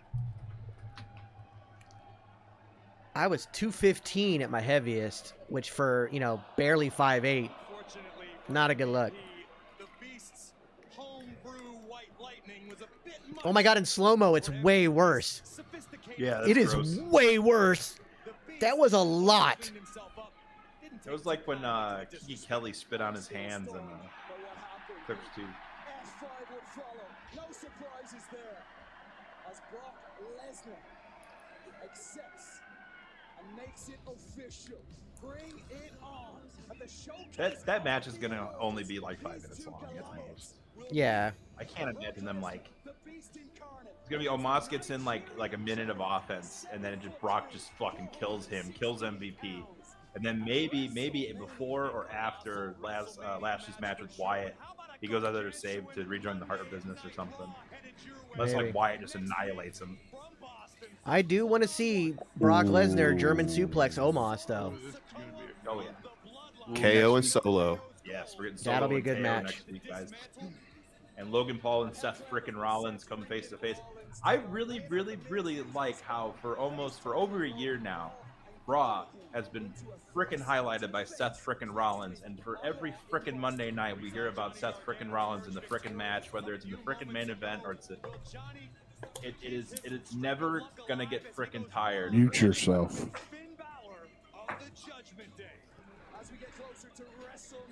I got you. Yeah, it doesn't do any good if you can hear yourself. Oh, shit.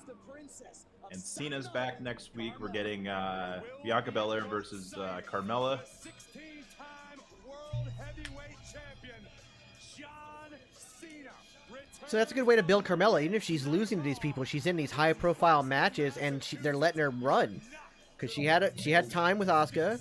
She'll probably get time with Bianca. Okay, this match is getting the rest of the night because this is the main event. Yeah. So you So got enough, is there- you got enough time for Trish if they're gonna do it. They got more than enough time for her to come out and look and even the odds if that's the way they're gonna go because they can do the match, they can tell the story afterwards. Trish comes out to sell it to even the odds and end Raw. No, without question, that woman right there was the coolest wrestler I've ever met. Like, I met her before the Royal Rumble. I met her before the Rumble when it was in Houston. Yeah, dude, she was insanely fucking cool. She talked to me for like a good 2-3 minutes. Her and Kurt Angle.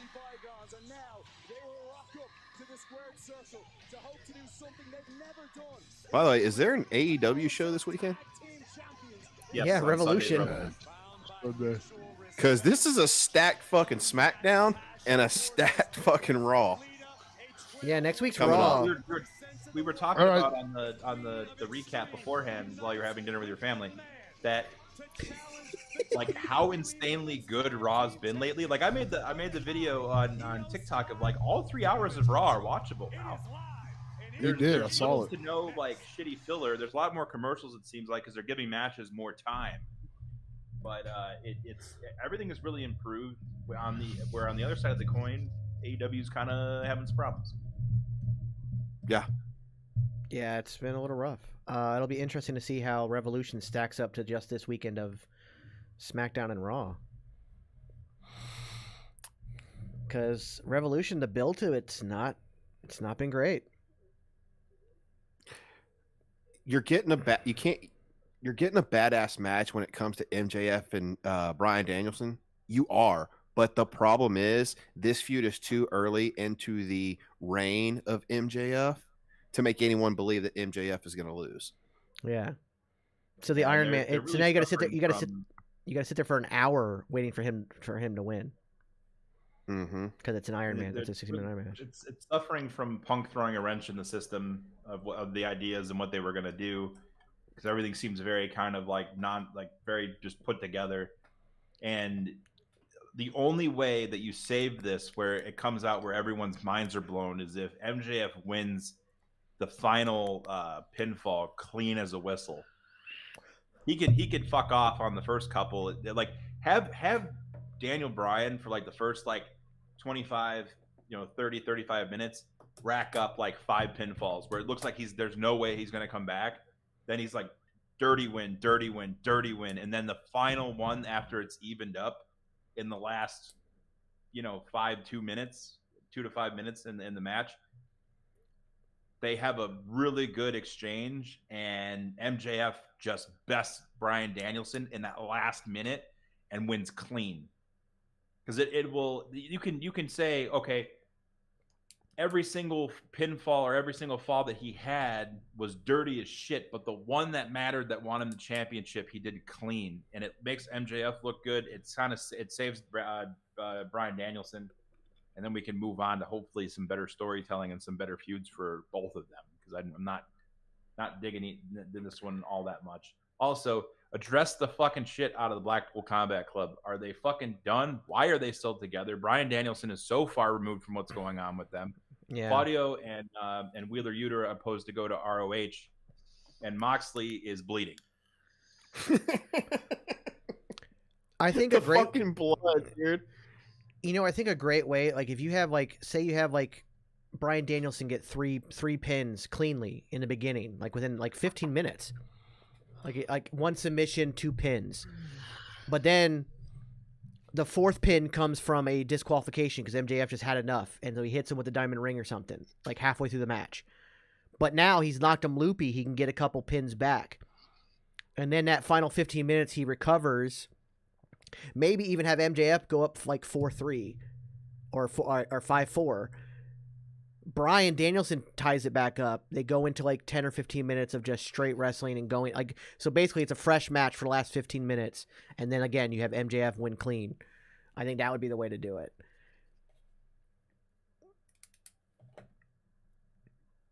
How do you book Orange Cassidy, Jax? How do you book him? Off the show. You book his ass right out the fucking door. So who do you think will be next for MJF? Takeshita. Orange Cassidy. Takeshita. Yeah. They already have a built-in feud. He's in that ladder match. He'll win that ladder match for the spot, and then he'll go. And of course, he'll lose to MJF. But yeah. See, I didn't know if maybe AEW was going to go in an exact order of that list that MJF wrote down, where he was insulting all the ones. I know he had Eddie Kingston, he had Adam Cole. Eddie Kingston is going against Claudio at Ring of Honor for Supercard. Really? Potentially. Yeah. It's not beneficial. Well, yeah, it's not Oh, beneficial. they had those tapings this week. Fuck, But I he didn't has made it very aware that he told John Moxley that he wouldn't fuck with anyone, the BCC, as long as they were on AEW. Then he told Claudio goes, "This ain't AEW, and I want gold." I don't think Jay AEW. Briscoe I don't think Ring of Honor Show. should even mention AEW. Like, don't even mention them. You got to keep it as separate as possible to build the brand up. Except for maybe like build the brand like back up to where it was before it was shut down and then bought out. Like you really have to distance yourself from the main AEW product. you can maybe like when you're introducing Samoa Joe, you can talk about him being the ROH TV champion and the TNT champion for AEW. You can mention the titles, but don't bring up AEW in your promos. Don't bring them up in anything else. Like, if I hear Ring of Honor presented by AEW, I'm gonna flip my shit. Yeah. Jax will shoot his TV. I'm liable to punch that bitch. Like, fuck with me. Yeah, Ring of Honor needs to be completely separate. We've already seen how it looked with them combined because they overly pushed Ring of Honor, I feel like, over the past year. You don't want an episode of Dynamite or an AEW pay-per-view just with Ring of Honor stuff slapped across it. That was Death Before Dishonor. That's probably what pissed Gresham off, I mean, among other things, so much. Yeah, that was... He carried... Here's my thing with Gresham. Jonathan Gresham carried that belt around the world on indie circuit for almost 2 fucking years. And they come in, sign Claudio, and Claudio gets to take the belt? No. Gresham deserved to have a long run with that title. Yeah.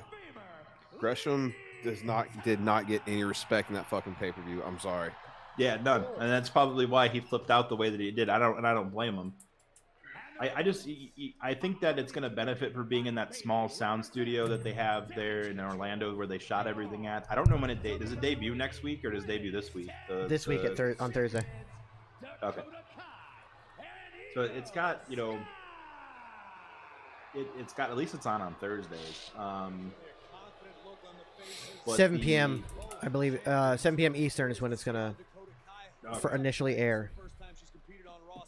So it's it has to have its own identity. It's got to get away. It cannot be AEW light. It can't be Elevation. It can't be dark. It's got to be its own thing. And I think it will be. I think the additions of the people they're going to put down there are going to be really good. They're going to be able to go in that system. And the people they have running everything, I think, is going to make it work.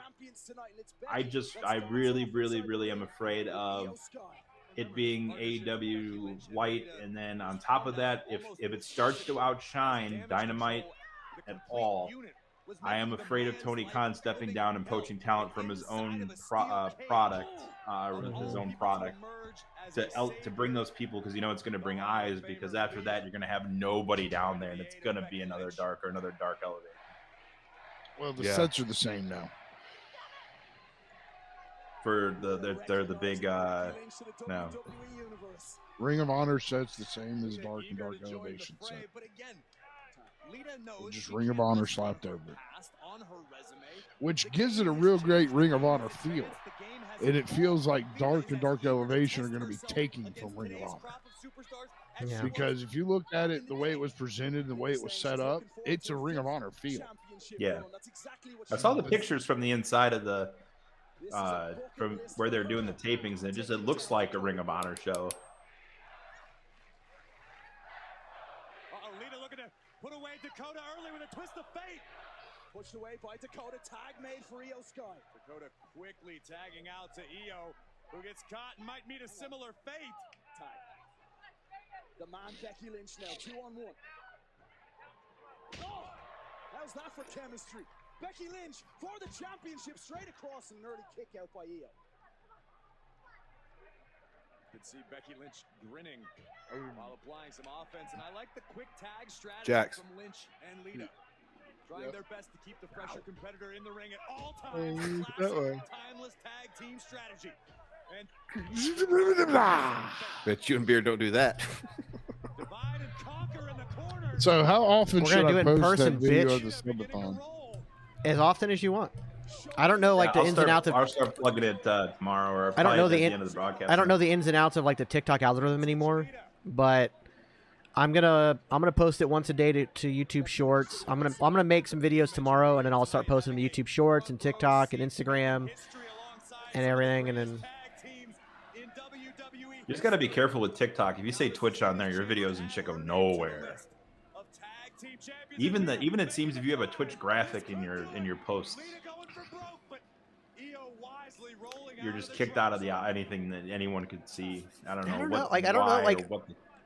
I've heard that, but like at the same time, because I've been doing research online about how to like improve things and how to get more numbers and stuff like that. That's my entire FYP nowadays is just Twitch people and Twitch advisors and Twitch news and stuff like that. So like those get hundreds of thousands of likes. So I mean, I don't know if I 100% believe that. It may just be that like a niche thing. Build the follower count or something like that. Yeah, maybe. Like I gotta know. Yeah. It may be that if you don't normally talk about Twitch, so you're not in the Twitch talk area, that you get buried versus people who make their niche in that genre, like Wrestle Talk. Yeah. Like, it used to be that if you mentioned something outside of your normal niche, it could blow up. Like, I had that video with nearly 2 million views about coffee beans. And all I talked about was comic books and wrestling. And I do that one video about coffee beans, and it blows up to 2 million. Nowadays, it's like the exact opposite. If you step out of your niche, you get buried.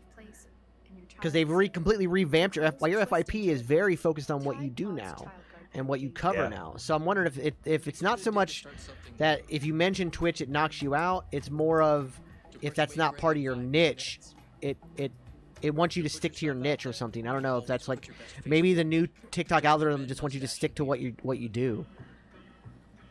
And we're already kind of a niche, so yeah, maybe we're just not that close to the Twitch side of things to get caught. The best video that I ever had on the old account was the duet with the guy eating the spicy food that hit 2 million by the time it was taken down. Well, it's like right now I have a video that keeps still blowing up, and it's the one about the Jim Carrey's not being held down by the Illuminati. So yes, I'm mentioning an actor, but I'm mainly talking about the Illuminati's a stupid premise. And for some reason, that video is still blowing up. Every day I get 10 to 15 likes on it. Every day. Another one that I have blow up is when a guy made, he had a pancake challenge and he tapped out after like 4 pancakes. You were supposed to eat like 24 pancakes or 48 pancakes in a 12-hour period or some shit, and he tapped out after 4 pancakes. And I made a video, I'm like, you tapped out after 4? I was like, that's plate number 1 for me at breakfast. What are you talking about? And that one, again, completely out of my niche, blew up. But since I've kind of been off the app for the last 3 months, I only post like remakes and shorts. I can't get anything to like really pop off anymore, but the algorithm's completely changed because my FYP looks vastly different than it did 3 months ago. Now, once I look at one video or I go to somebody's account because like they made a video about like, if you want to grow on Twitch, try this. So I went and checked their other videos. Now, all of a sudden, that's almost all my FYP is just that stuff and a couple of people I follow. And so maybe it's more of a niche thing than it is just because you said it. Because I've never had, like, all my videos stay constant at around 300 views or 300 likes or 300 views. So whether I mention Twitch or not, which I mention Twitch in a lot of my videos, nothing's changed as far as my view count. I'm kind of surprised they didn't go to picture-in-picture. Yeah, that was the whole main event almost last week. They haven't done that at all tonight, as a matter of fact. Yeah. So CM Punk is continuing to post really weird shit. He posted on Instagram a picture of Kane the Conqueror when he stole lemonade, and he put Danhausen's face over it, then tagged Danhausen and said Danhausen is cancerous to America and really didn't pay for lemonade. He is blackballed. And he's saying that was said by the WON. You know, if I didn't know he was straight edge, I'd swear to God he was high as hell. Yeah, I don't know. Maybe it just is a fucking jackass. Take a look at this. Becky Lynch doubling up on the offense, taking down both members of Damage Control. Lynch is feeling it. The man is in the moment. With her icon, her idol leader watching up. God damn. Big kick rocks Dakota. Oh man, I know what we're raiding after this, CPG. Who we raiding? The Chugs. Adam Cole just went live with the party. Xavier Woods, Swiss, and Tyler Breeze. And they're playing Nice. Mario Party. So please stick around when this show is over. We are going to raid the Chugs. I'll be here for it. Someone gift subbed the Chugs to me, I think. Someone nice. should gift Chugs a sub to us. Yeah. I agree. Adam Yeah. Cole, baby. Listen. For everyone in the chat right now, and I don't care. I'm not even going to ask Super for permission. I'm just going to say it. If you give Chugs a sub to the Geeks and Noobs, I'll add an hour onto the time. By the end of this stream, if Adam Cole is subbed to this channel, I'll add an hour on the start time. The only problem with gift subs is you don't get to pick who you give the gift sub to. I was just about to gift sub it to him, but it didn't. That's not how it works. I don't know nothing about Twitch. And I would have added 2 hours to time. You should add 8. For someone like that, add 8. Well, if he acknowledged it and came in the chat, I would absolutely add 8 hours. Okay, what you have to do is you have to go to gift a sub. Okay. Go to gift a specific viewer. Oh, so you can gift specific viewers. You'll search the Chug. CHUG. UGS. THECHUGS. You can gift the Chug a tier 1 sub sent to him, and we'll add an hour onto the time. I'll add 2 hours. If somebody gift subs to Chugs, I will add 2 hours to the clock. So we will do 14 hours to start, not 12. But it has to happen by the end of the stream. Yeah. Has to happen before we raid, because once we raid, you'll be on their channel, not ours. Y'all have 5 minutes. 5 minutes to gift him a sub. Where's Tommy when I need him? I know, right? Hey, look, I can't be a part of the subathon, but I will be with the Silverback Nate Slater. So I'll take one to the chest if we can get that done this weekend. You guys should at least call in for a minute. I'll send you the link, and you guys should at least pop in. Pop in for a minute. Hold on, watch this. I'm gonna make this happen. I don't even know how to gift a sub for my phone because do I have to be subbed to him? No. You have to be subbed to the So go to my channel, which you should be subbed to, motherfucker. Well, let Tommy do it too. He'll give him 2 months, or he can do it to Swiss or Tyler Breeze. You have to be subbed before you can gift a sub. You have to buy your own sub first. I'm subbed because someone subbed me to them. Oh yeah, no, I'm trying to get rid of a couple other subscriptions, trying to figure that shit out, and then I'll be on yours. You know them. So I'm gonna get off. Ooh, what an uppercut! Holy shit! All right, so we know the rules. Oh, that's that open palm uppercut she does. I love that thing. Damage control has Becky up. And will they end it here? Io's guy across with the cover. I'm gonna wait. And if Tommy was here, I would tell Tommy. So how are we doing this? We're gifting a Chugs sub, or we're if Adam Cole by the end of this stream is sub to the Geeks and Noobs somehow, we're gonna add. There it is, by the way. Trish Stratus is coming out. Oh my god, she got her boobs back in. I think. Sorry, first thing I noticed. Of course it is, pervert. Oh, but I'm a family man who has to go to dinner and miss out in the first hour of the show. Yeah, I love my wife unless Trish Stratus is on the screen. I'm not gonna say your points aren't valid. Okay, y'all are right, completely, 1000%. Are we gifting subs to Chugs for the Geeks and Noobs? Yeah, it would be. So you do it from our channel. Yes, Ramit. Trish Stratus is back. So you do it from our channel. You hit gift us. So if you're on Geeks and Noobs one, you hit gift a sub, And apparently you can hit gift a specific viewer, and then you type it in.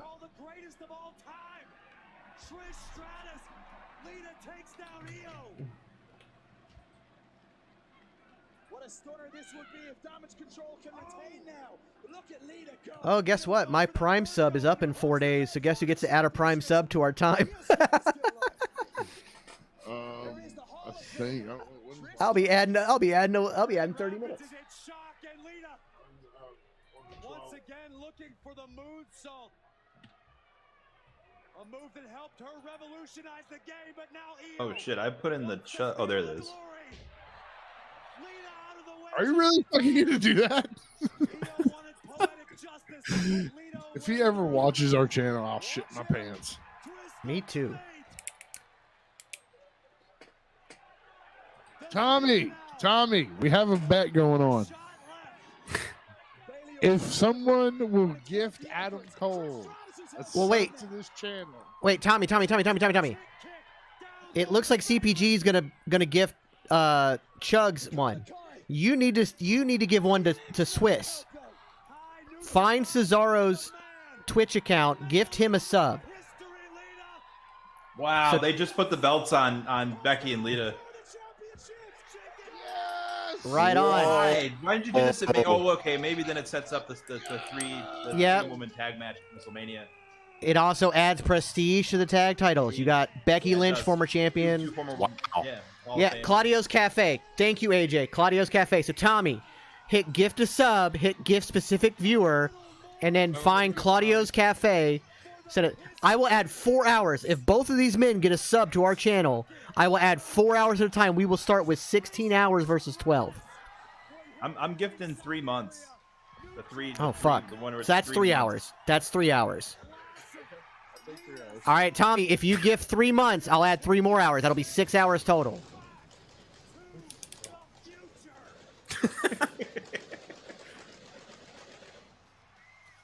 We get Adam Cole. For Tommy, I'll let that be a deal because Tommy's always here. What do you say? All right, gentlemen, that was Raw ended in an amazing way, by the way. Deal, Tommy. I'll tell you all. That's what he said. Okay, I have to wait till tomorrow. We'll take that deal, but we'll have it done. That's fine. We'll take that deal. We'll take that deal. Now? We're going to raid over now. Once you go ahead and do the closing, we'll go ahead and raid over.